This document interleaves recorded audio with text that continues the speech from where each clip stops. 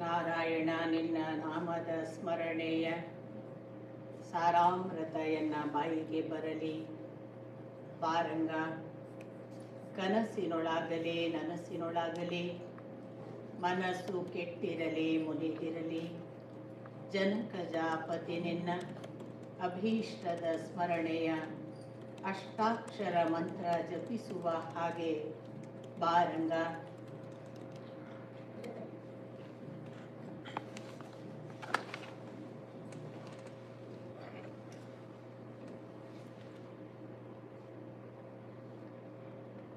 ಮುಖ್ಯ ಪ್ರಾಣನ ಸನ್ನಿಧಿಗೆ ನಮಿಸಿ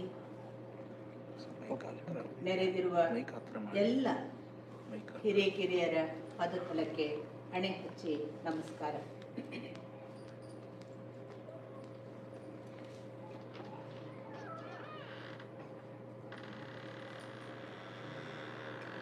ಇದು ಯಾವುದು ರಾಜ್ಯಗಳು ಅಂತ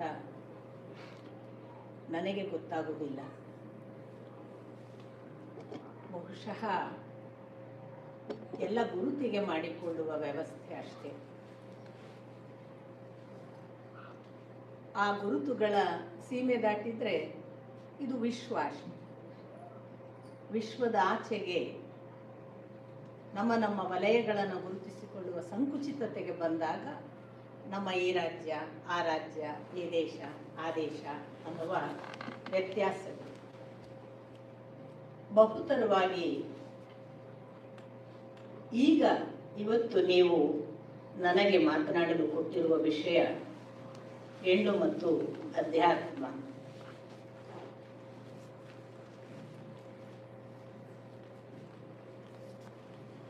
ಬಹಳ ಜನರಿಗೆ ಇದೊಂಥರ ಕುತೂಹಲದ ವಿಷಯ. ಅನೇಕರಿಗೆ ಹೆಣ್ಣು ಮತ್ತು ಅಧ್ಯಾತ್ಮ ಒಟ್ಟಿಗಿರೋದು ಹೇಗೆ ಅನ್ನುವ ಅನುಮಾನ, ಮತ್ತೆ ಕೆಲವರಿಗೆ ಹೆಣ್ಣು ಮಕ್ಕಳಿಗೆ ಅಧ್ಯಾತ್ಮ ಸಾಧ್ಯವೇ ಇಲ್ಲ ಅನ್ನುವ ಒಂದು ಥರದ ನಮ್ಮ ಪಾಡಿಗೆ ನಾವು ಮಾಡಿಕೊಂಡಂತಹ ಸಂಕುಚಿತ ಮನೋಭಾವ. ಗುರು ಪರಂಪರೆಯನ್ನು ನೋಡಿದ್ರು ಕೂಡ ಎಲ್ಲ ಗಂಡಸರೇ ಗುರುಗಳು, ಹೆಣ್ಣು ಮಕ್ಕಳು ಗುರುವಾದ ಉದಾಹರಣೆಗಳಿಲ್ಲ. ಹೆಣ್ಣು ಮಕ್ಕಳನ್ನ ಗುರುಸ್ಥಾನದಲ್ಲಿಟ್ಟು ಪೂಜಿಸುವ ಪರಂಪರೆ ನಮ್ಮದಲ್ಲ ಅನ್ನುವುದೇ ನಮ್ಮ ನಂಬಿಕೆ.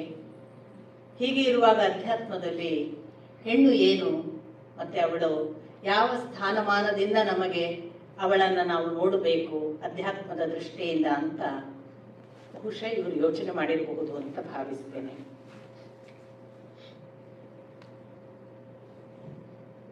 ಹೆಣ್ಣು ಹೆಣ್ಣಾದೊಡೆ ಗಂಡಿನ ಸೂತಕ, ಗಂಡು ಗಂಡಾದೊಡೆ ಹೆಣ್ಣಿನ ಸೂತಕ, ಮನದ ಸೂತಕ ಹಿಂಗಿದೊಡೆ ತನುವಿನ ಸೂತಕಕ್ಕೆ ತೆರಹುಂಟೆ ಅಯ್ಯ, ಮೊದಲಿಲ್ಲದ ಸೂತಕಕ್ಕೆ ಮರುಳಾಯಿತು ಜಗವೆಲ್ಲ ಎನ್ನದೇವ ಚನ್ನಮಲ್ಲಿಕಾರ್ಜುನಂಗೆ ಜಗವೆಲ್ಲ ಹೆಣ್ಣು ನೋಡ ಅಂತ ಅಕ್ಕಮಹಾದೇವಿಯ ವಚನ.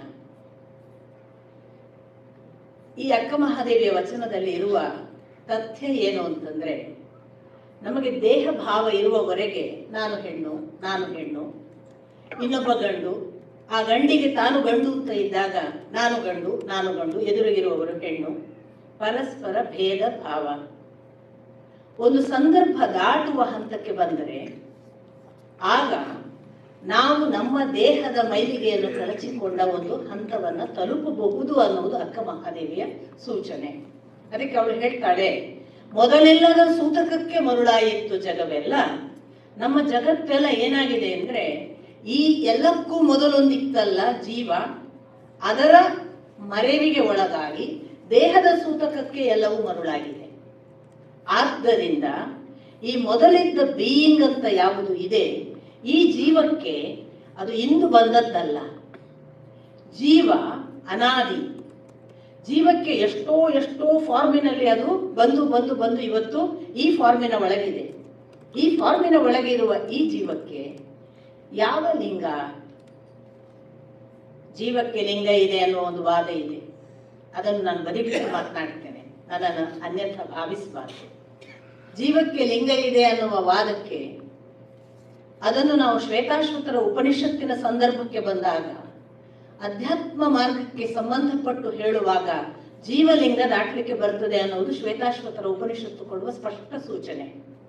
ಯೋಗ ಮಾರ್ಗದಲ್ಲಿ ಒಬ್ಬ ನಡೆಯುವಾಗ ಅವನು ಗಂಡಿದ್ದರೆ ಹೆಣ್ಣಾಗಿಯೂ ಹೆಣ್ಣಿದ್ದರೆ ಗಂಡಾಗಿಯೂ ಪರಸ್ಪರ ಹೆಣ್ಣು ಗಂಡು ಎಲ್ಲವೂ ಅಲ್ಲದ ಒಂದು ಮೂರನೆಯ ಭಾವದ ತೃತೀಯ ಲಿಂಗ ಅವಸ್ಥೆಯಲ್ಲಿಯೂ ನಪುಂಸಕನಾಗಿಯೂ ಒಂದೊಮ್ಮೆ ಅದನ್ನೂ ದಾಟಿದರೆ ನಾಲ್ಕನೆಯ ಲಿಂಗವಾದ ದೇವಲಿಂಗದ ಅವಸ್ಥೆಯಲ್ಲಿಯೂ ಕೂಡ ಅವನು ನಡೆಯಬಹುದು ಅನ್ನುವುದನ್ನ ನಮ್ಮ ಅಧ್ಯಾತ್ಮ ಪರಂಪರೆಯ ಶ್ವೇತಾಶ್ವತರ ಉಪನಿಷತ್ತೇ ಹೇಳುತ್ತೆ.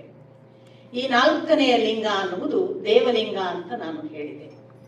ಯಾರಿಗೆ ದೇವ ಮಾರ್ಗದಲ್ಲಿ ನಡೆಯಲಿಕ್ಕಿದೆ ಅವರಿಗೆ ಖಂಡಿತಕ್ಕೂ ಕೂಡ ಈ ದೇಹಲಿಂಗದ ಭಾವವಿದ್ದರೆ ಅದು ಮುಂದೆ ನಡೆಯುವುದಕ್ಕೆ ಕಷ್ಟವಾಗಬಹುದು. ಯಾಕೆ ಅಂತಂದ್ರೆ, ನೀವು ಲಿಂಗ ಶಬ್ದಕ್ಕೆ ಸಂಸ್ಕೃತದಲ್ಲಿಯೇ ಅರ್ಥ ನೋಡಿದರೆ ಅದು ಎಲ್ಲಿಯೂ ಕೂಡ ಜೆಂಡರ್ ಅನ್ನುವ ಅರ್ಥವನ್ನು ಕೊಡೋದಿಲ್ಲ. ಸಂಸ್ಕೃತದಲ್ಲಿ ಲಿಂಗ ಶಬ್ದಕ್ಕೆ ಅರ್ಥ ಕುರುಹು, ಗುರುತು ಇತ್ಯಾದಿ. ಒಂದು ಗುರುತು ಮಾಡುವುದಕ್ಕೆ ಇರುವ, ಐಡೆಂಟಿಟಿಗೆ ಇರುವಂತಹ ಒಂದು ಸೂಚನೆ ಮಾತ್ರ ಅದು ಲಿಂಗ ಅಂದ್ರೆ. ಯಾಕೆಂದ್ರೆ ಶಿವಲಿಂಗ ಅಂತ ಹೇಳುವಾಗಲೂ ಕೂಡ ಶಿವನ ಸೂಚನೆ ಅದು, ಶಿವನ ಗುರುತು ಅದು. ಶಿವಲಿಂಗ ಅಂದಾಗ ಅದು ನಾವು ಹೇಳುವ ಜೆಂಡರ್ನ ಲಿಂಗವಲ್ಲ. ಯಾಕೆ? ಅದರೊಳಗೊಂದು ಯೋನಿಯೂ ಇದೆ. ಯೋನಿಯನ್ನೊಳಗೊಂಡ ಲಿಂಗ ಪರಸ್ಪರ ಐಕ್ಯವನ್ನು ತೋರಿಸುವ, ಸಮಾಗಮದ ಸೂಚನೆಯನ್ನು ಕೊಡುವ ಪ್ರತಿನಿಧಿ ಶಿವಲಿಂಗದ ರೂಪಕ. ಹಾಗೆಯೇ ಅಲ್ಲಿ ಲಿಂಗ ಅಂದಾಗ ಎರಡು ಸಮಾಗಮ ಪವಿತ್ರವಾಗಿ ಭಗವಂತನ ಒಂದು ಸ್ಥಿತಿಯಲ್ಲಿ ಸಂಭವಿಸಿದರೆ ಅದು ಶಿವಲಿಂಗವಾಗ್ತಿದೆ. ಕೆಳಗೆ ಕಾಣಿಸುವ ಯೋನಿ ಮತ್ತು ಲಿಂಗದ ಸಮಾಗಮ ಅದು ಶಿವ ಪಾರ್ವತಿಯರ ಐಕ್ಯದ ಸಂಕೇತ.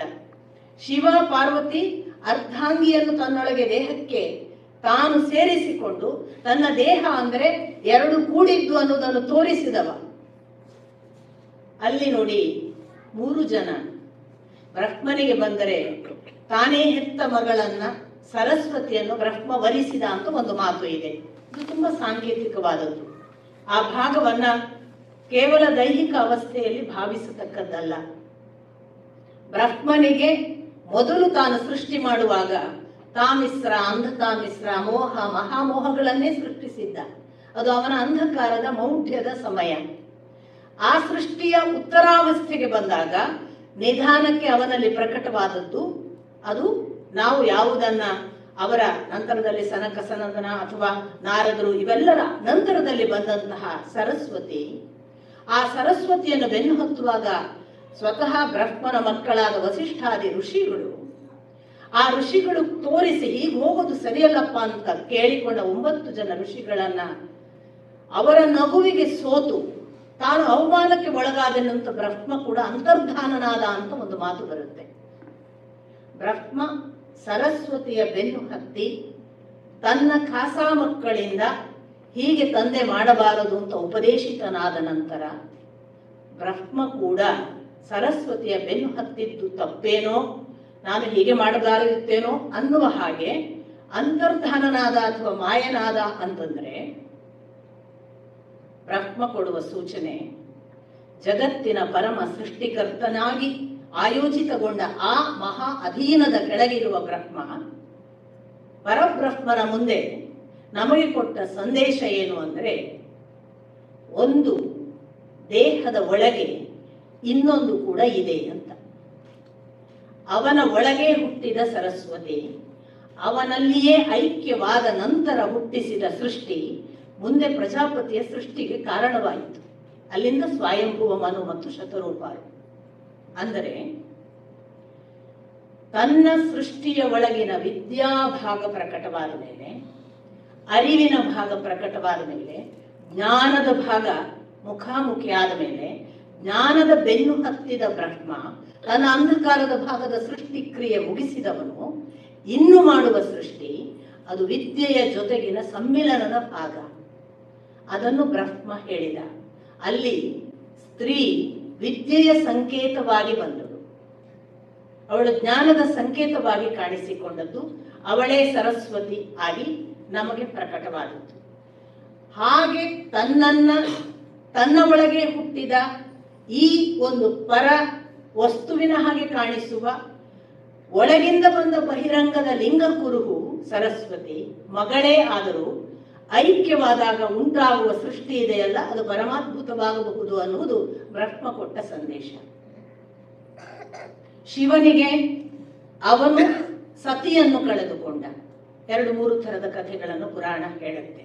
ಅದಕ್ಕೆ ದಕ್ಷ ಅವಮಾನ ಮಾಡಿದ್ದಕ್ಕೆ ದಕ್ಷ ಯಜ್ಞದಲ್ಲಿ ಹೋಗಿ ಅವಳು ಆತ್ಮಾಹುತಿ ಮಾಡಿಕೊಂಡ ಬಳಿಕ ಶಿವ ತಪಸ್ಸಿಗೆ ಕೂತು ಸತಿಯ ಹಸಿವಿನಲ್ಲಿ ತೊಳಲಾಡುವಾಗ ಮನ್ಮಥ ಕಾಡಿ ಆ ಮನ್ಮಥನಿಂದ ತಾನು ಉತ್ತೇಜಿತನಾಗಿ ಇದ್ದಬದ್ದ ಋಷಿ ಪತ್ನಿಯರೆಲ್ಲ ಅವನನ್ನು ಬೆನ್ನು ಹತ್ತಿ ಆಗ ಕುಪಿತನಾಗಿ ಮನ್ಮಥನನ್ನು ಭಸ್ಮ ಮಾಡಿ ಆ ಬಳಿಕ ಹಿಮವಂತನ ಮಗಳು ಅವಳು ಕೂಡ ಸತಿ ಕೂಡ ತಪಸ್ಸು ಮಾಡಿ ಹಿಮವಂತನ ಮಗಳಾಗಿ ಹುಟ್ಟಿ ಅವಳು ಪಾರ್ವತಿಯಾಗಿ ಪರ್ವತರಾಜನ ಪುತ್ರಿಯಾಗಿ ಪಾರ್ವತಿಯಾಗಿ ಬಂದ ಬಳಿಕ ಆ ಪಾರ್ವತಿಯ ಜೊತೆಗಿನ ಸಮಾಗಮ ಅವನಿಗೆ ಅನ್ನಿಸಿತು, ಇವಳನ್ನು ಹೊರಗಿಡ್ಲಿಕ್ಕಿಲ್ಲ. ಹೊರಗಿಟ್ಟದ್ದರ ಫಲವೇ ಸತಿಯ ದಹನವಾಯಿತು, ಆತ್ಮಾಹುತಿಯಾಯಿತು.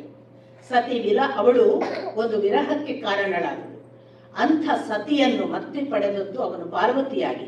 ಹಾಗೆ ಪಡೆದ ಪಾರ್ವತಿಯನ್ನ ಬಹಳ ಸುಂದರವಾದ ಕಥೆಗಳೆಲ್ಲ ಪುರಾಣದಲ್ಲಿವೆ. ಅವನು ಹಾಗೆ ಪಡೆದವಳನ್ನ ಮನ್ಮಥನನ್ನು ಸುಟ್ಟು ಸೇರಿದವ ನೋಡಿ. ಈ ಮನ್ಮಥನನ್ನು ಸುಟ್ಟು ಸೇರುವುದು ಅಂದ್ರೆ ಏನು? ಪ್ರೌಢ ರತಿಯ ಕೈ ಕೂಸು ಆಗಿ ಬೆಳೆದಿಹುದು ಕಾಮ ಶಿಶುವು ಅಂತ ಬೇಂದ್ರೆಯವರ ಮಾತು.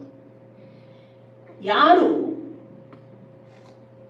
ಈ ಸೆಕ್ಸ್ ಅನ್ನುವ ಫಿಸಿಕಲ್ ಲಸ್ಟಿನ ಭಾಗ ಇದೆಯಲ್ಲ, ಅದನ್ನು ಕಳಚಿಕೊಂಡ ನಂತರ ಮಿಲನವಾದರೆ ಅದು ದೇವ ಮಿಲನ, ಅದು ದೇವ ಸೃಷ್ಟಿಯ ಭಾಗ.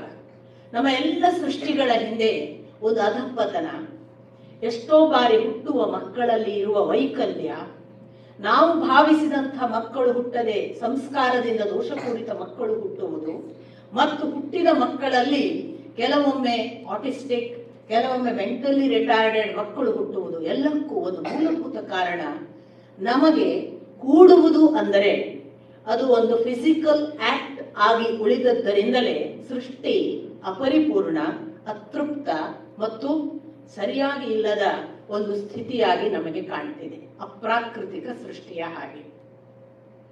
ಇದಕ್ಕೆ ಮೂಲಭೂತ ಕಾರಣ ದೇಹದ ಒಳಗಿರುವ ಕಾಮದ ವಾಂಛೆಯನ್ನು ಕಳೆದು ಹುಟ್ಟಿಸುವುದಿದೆಯಲ್ಲ, ಅದು ಶಿವ ತೋರಿತು. ಆದ್ದರಿಂದಲೇ ಅವನಿಗೆ ಕಾರ್ತಿಕೇಯನಂಥ ಮಗ, ಗಣಪತಿಯಂತಹ ಮಗ. ಶಂಕರಾಚಾರ್ಯರ ಒಂದು ವಿವರಣೆ ಇದೆ, ತಮಗೆಲ್ಲರಿಗೂ ಗೊತ್ತಿರಲಿಕ್ಕೆ ಸಾಕು. ಅಮ್ಮ, ನಿನ್ನ ಹಾಲು ಅದೆಂಥದಿರಬೇಕು, ನಿನ್ನ ಹಾಲುಂಡ 2 ಮಕ್ಕಳಿಗೆ ಮತ್ತೆಂದು ಹೆಣ್ಣಿನ ಅಪೇಕ್ಷೆಯೇ ಹುಟ್ಟಲಿಲ್ಲವಲ್ಲ. ಕಾರ್ತಿಕೇಯನಿಗೂ ಗಣಪತಿಗೂ ಮತ್ತೆ ಹೆಂಡತಿಯ ಇನ್ನೊಂದು ಲಿಂಗದ ಅಪೇಕ್ಷೆಯ ಹುಟ್ಟದ ಹಾಗೆ ಮಾಡಬೇಕಾದರೆ ಈ ತಾಯ್ತನದ ಹಾಲು ಎಂಥದಿರಬೇಕು ಅಂತ. ಯಾಕೆ ಈ ಮಾತು ಹೇಳ್ತೇನೆ ಅಂದ್ರೆ, ಶಿವ ಹುಟ್ಟಿಸಿದ್ದು ಇಂಥದೊಂದು ಕಾಮದ ಉತ್ಕಟ ಅವಸ್ಥೆಯ ದೈಹಿಕ ವಾಂಛೆ ಕಳಚಿ ಮನ್ಮಥನನ್ನು ಸುಟ್ಟು ಭಸ್ಮ ಮಾಡಿದ ಬಳಿಕ ಅಂತಂದ್ರೆ, ಹೊರಗಿನ ಮನ್ಮಥನನ್ನು ಸುಟ್ಟ ಅನ್ನೋದು ಒಂದು ಭಾಗ, ಒಳಗಿನ ಕಾಮವಾಂಛೆಗಳನ್ನು ಸುಟ್ಟು ಸೇರಿದ ಅನ್ನೋದು ಇನ್ನೊಂದು ಭಾಗ. ಆದ್ದರಿಂದಲೇನೆ ಶಿವನಿಗೆ ಆ ಪಾರ್ವತಿ ಅವಿಭಾಜ್ಯ ಅಂಗವಾದಳು, ಅವಳ ಅರ್ಧಾಂಗಿ, ಈ ದೇಹದ ಅರ್ಧದಲ್ಲಿ ಸೇರಿಕೊಂಡಳು. ಅನೇಕ ಜನರು ಗಂಡ ಹೆಂಡತಿಯರಾಗಿ ಅರ್ಧಾಂಗಿ ಭಾವದಲ್ಲಿರುವುದು ತಮ್ಮ ದೈಹಿಕ ವಾಂಛೆ ತೀರುವವರೆಗೆ ಮಾತ್ರವಾದರೆ ಅದು ತೃಪ್ತವಾದ ಸಂಬಂಧವಲ್ಲ. ಅನೇಕ ಬಾರಿ ನನಗೆ ತುಂಬ ಪೂಜ್ಯರು ಹಿರಿಯರು ಆದ ಕಟ್ಟೆ ಶ್ರೀನಿವಾಸಾಚಾರ್ಯರ ಮೊಮ್ಮಗ ಬಂದಿದ್ದಾನೆ. ಆ ದಾಂಪತ್ಯಗಳಿವೆಯಲ್ಲ, 80ರ ನಂತರ ಮತ್ತೆ ಮಿತ್ರರ ಹಾಗೂ ತಾಯಿ ಮಗುವಿನ ಹಾಗೂ ನೋಡಿ, ಒಂದು ವಯಸ್ಸಿನ ನಂತರ ಸುಮಾರು 60ರ ನಂತರದ ಯಾವುದೇ ಗಂಡ ಹೆಂಡತಿಯರನ್ನು ಮಾತನಾಡಿಸಿ ನೋಡಿ, ನೀವು ನಿಮ್ಮ ದಾಂಪತ್ಯ ಹೇಗಿದೆ, ಗಂಡ ಹೇಗಿದ್ದಾರೆ ಅಂತ ಹೆಣ್ಣು ಮಕ್ಕಳನ್ನು ಕೇಳಿ ನೋಡಿ. ಅಯ್ಯೋ 3 ಮಕ್ಕಳು ಇದ್ರು, ಈಗ 4ನೇದು ಅಂತ ಗಂಡನನ್ನು ತೋರಿಸ್ತಾರೆ ಅಲ್ವಾ? ಅದು ನಿಜವಾದ ಸಂಬಂಧ ಆರಂಭವಾಗುವುದು. ಯಾವ ಗಂಡನಿಗೆ ತಾನು ಇವಳ ಮಗು ಅಂತ ಅನ್ನಿಸಬೇಕಲ್ಲ ಅದು, ಮತ್ತು ಯಾವ ಹೆಣ್ಣಿಗೆ ಇವನು ನನ್ನ ಮಗು ಅಂತ ಅನ್ನಿಸ್ತದಲ್ಲ, ಅದು ನಿಜವಾದ ದಾಂಪತ್ಯದ ಸಾರ್ಥಕತೆ. ಆದರೆ ಅಪರೂಪಕ್ಕೆ ಅದು ವಯಸ್ಸಿನ ದೈಹಿಕ ಅವಸ್ಥೆಗಳೆಲ್ಲ ದಾಟಿದ ಮೇಲೆ ಉಂಟಾಗ್ತದೆ.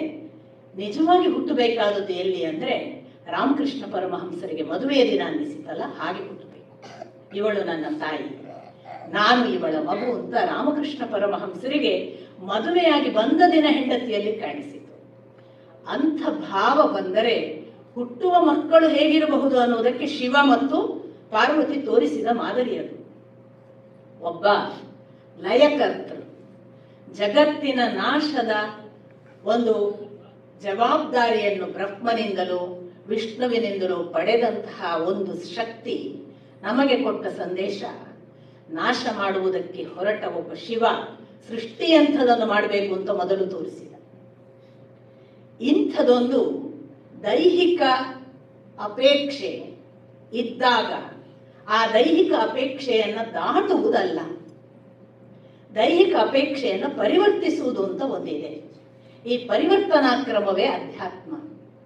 ದಾಟುವ ಕ್ರಮ ಇದೆಯಲ್ಲ, ಅದು ನಾವು ಇವತ್ತು ಬಹಳ ರೂಢಿಯಿಂದ ಎಲ್ಲರೂ ಒತ್ತಾಯಪೂರ್ವಕ ದಮನ ಮಾಡಿ ಅದನ್ನು ಮೇಲೆದ್ದು ಬರದ ಹಾಗೆ ತುಳಿಬೇಕು ಅಂತ ಅನೇಕ ಜನ ಗುರುಗಳು ಬೋಧಿಸ್ತಾರೆ. ಕೃಷ್ಣ ಅದನ್ನು ಬಹಳ ಸುಂದರವಾಗಿ ಒಂದು ಭಗವತ್ ಪ್ರೇಮದಿಂದ ಹೋದರೆ ಯಾವ ಮಟ್ಟಕ್ಕೆ ಹೆಣ್ಣು ದೇವತ್ವವನ್ನ ಪಡೆಯಬಹುದು ಮತ್ತು ಗಂಡು ದೇವತಾ ಅನುಭವವನ್ನ ಹೆಣ್ಣಿಗೆ ನೀಡಬಹುದು ಅನ್ನುವುದನ್ನ ಗೋಪಿಗೀತದಲ್ಲಿ ತೋರಿಸಿದ. ನೀವು ಶ್ರೀಮದ್ ಭಾಗವತದ ಗೋಪಿಗೀತದ ಅನೇಕ ಭಾಗಗಳನ್ನು ಕಣ್ಣಾಡಿಸಿದವರಿದ್ದೀರಿ. ಅಲ್ಲೆಲ್ಲ ಒಂದು ಸಾರಿ ಕೃಷ್ಣ ಕೊಟ್ಟ ಪ್ರೇಮದ ಆ ಧಾರೆ ಯಾವ ಮಟ್ಟಕ್ಕೆ ಅವರನ್ನ ಮರೆಯಿಸಿ ಬಿಟ್ಟಿದೆ ಅಂದ್ರೆ ಅವರಿಗೆ ಬೇರೆ ಜಗತ್ತು ಗೊತ್ತಿಲ್ಲ. ಒಂದು ಕೊಳಲಿನ ನಾದ, ಕೇವಲ ಕೊಳಲು ಊದಿದರೆ ಸಾಕು ಕೃಷ್ಣ ಅವರು ಯಾವ ಮಟ್ಟಕ್ಕೆ ಬರ್ತಿದ್ರು ಅನ್ನುವುದನ್ನ ಗೋಪಿಗೀತದ ಬೇರೆ ಬೇರೆ ಸಾಲುಗಳನ್ನ ನೀವೇ ಗಮನಿಸಿದ್ರೆ ಯಾರೋ ಒಬ್ಬಳು ಒಂದು ಕಣ್ಣಿಗೆ ಕಾಡಿಗೆ ಹಚ್ಚಿದ್ದಂತೆ, ಕೊಳಲಿನ ನಾದ ಕೇಳಿ ಓಡಿಬಿಟ್ಲು, ಇನ್ನೊಂದು ಕಣ್ಣಿಗೆ ಕಾಡಿಗೆ ಹಚ್ಚಲಿಲ್ಲ. ಅರ್ಧ ಸೀರೆ ಉಟ್ಟಿದ್ಲು, ಓಡಿ ಬಂದು, ಇನ್ನೂ ಬಟ್ಟೆ ತೊಟ್ಟಿರ್ಲಿಲ್ಲ, ಹಾಗೆ ಇದ್ದಾಳೆ ಅನ್ನುವ ಹಾಗೆ ಓಡಿ ಬಂದಳು.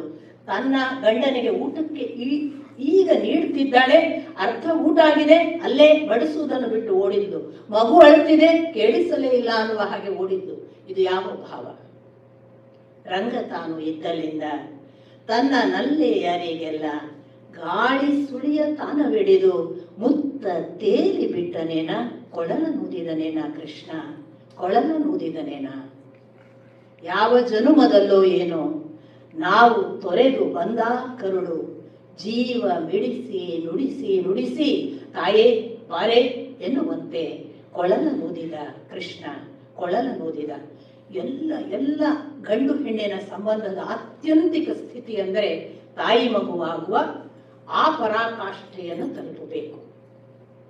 ನನ್ನ ಗುರುಗಳು ಸತ್ಯಕಾಮರು ಪುಟ್ಟ 5 ವರ್ಷದ ಹೆಣ್ಣು ಮಗು ಇರಲಿ, 8 ವರ್ಷದಿರಲಿ, ವಯಸ್ಸಾದವರಿರಲಿ, ಸಣ್ಣ ವಯಸ್ಸಿನ ಯುವತಿಯರಿರಲಿ ಸಾಷ್ಟಾಂಗ ನಮಸ್ಕಾರ ಮಾಡ್ತಿದ್ರು. ಅಯ್ಯೋ ನಾವು ಸಣ್ಣವರು, ನಮ್ಗ್ಯಾಕೆ ನೀವು ನಮಸ್ಕರಿಸ್ತೀರಿ ಅಂದಾಗ, ನೀವು ತಾಯಿ ಇದ್ದೀರಿ, ನಾನು ಮಗು ಇದ್ದೇನಲ್ಲ, ನಾನು ನಿಮಗಲ್ಲದೆ ಇನ್ಯಾರಿಗೆ ನಮಸ್ಕರಿಸಬೇಕು ಅಂತ ಕೇಳ್ತಿದ್ರು.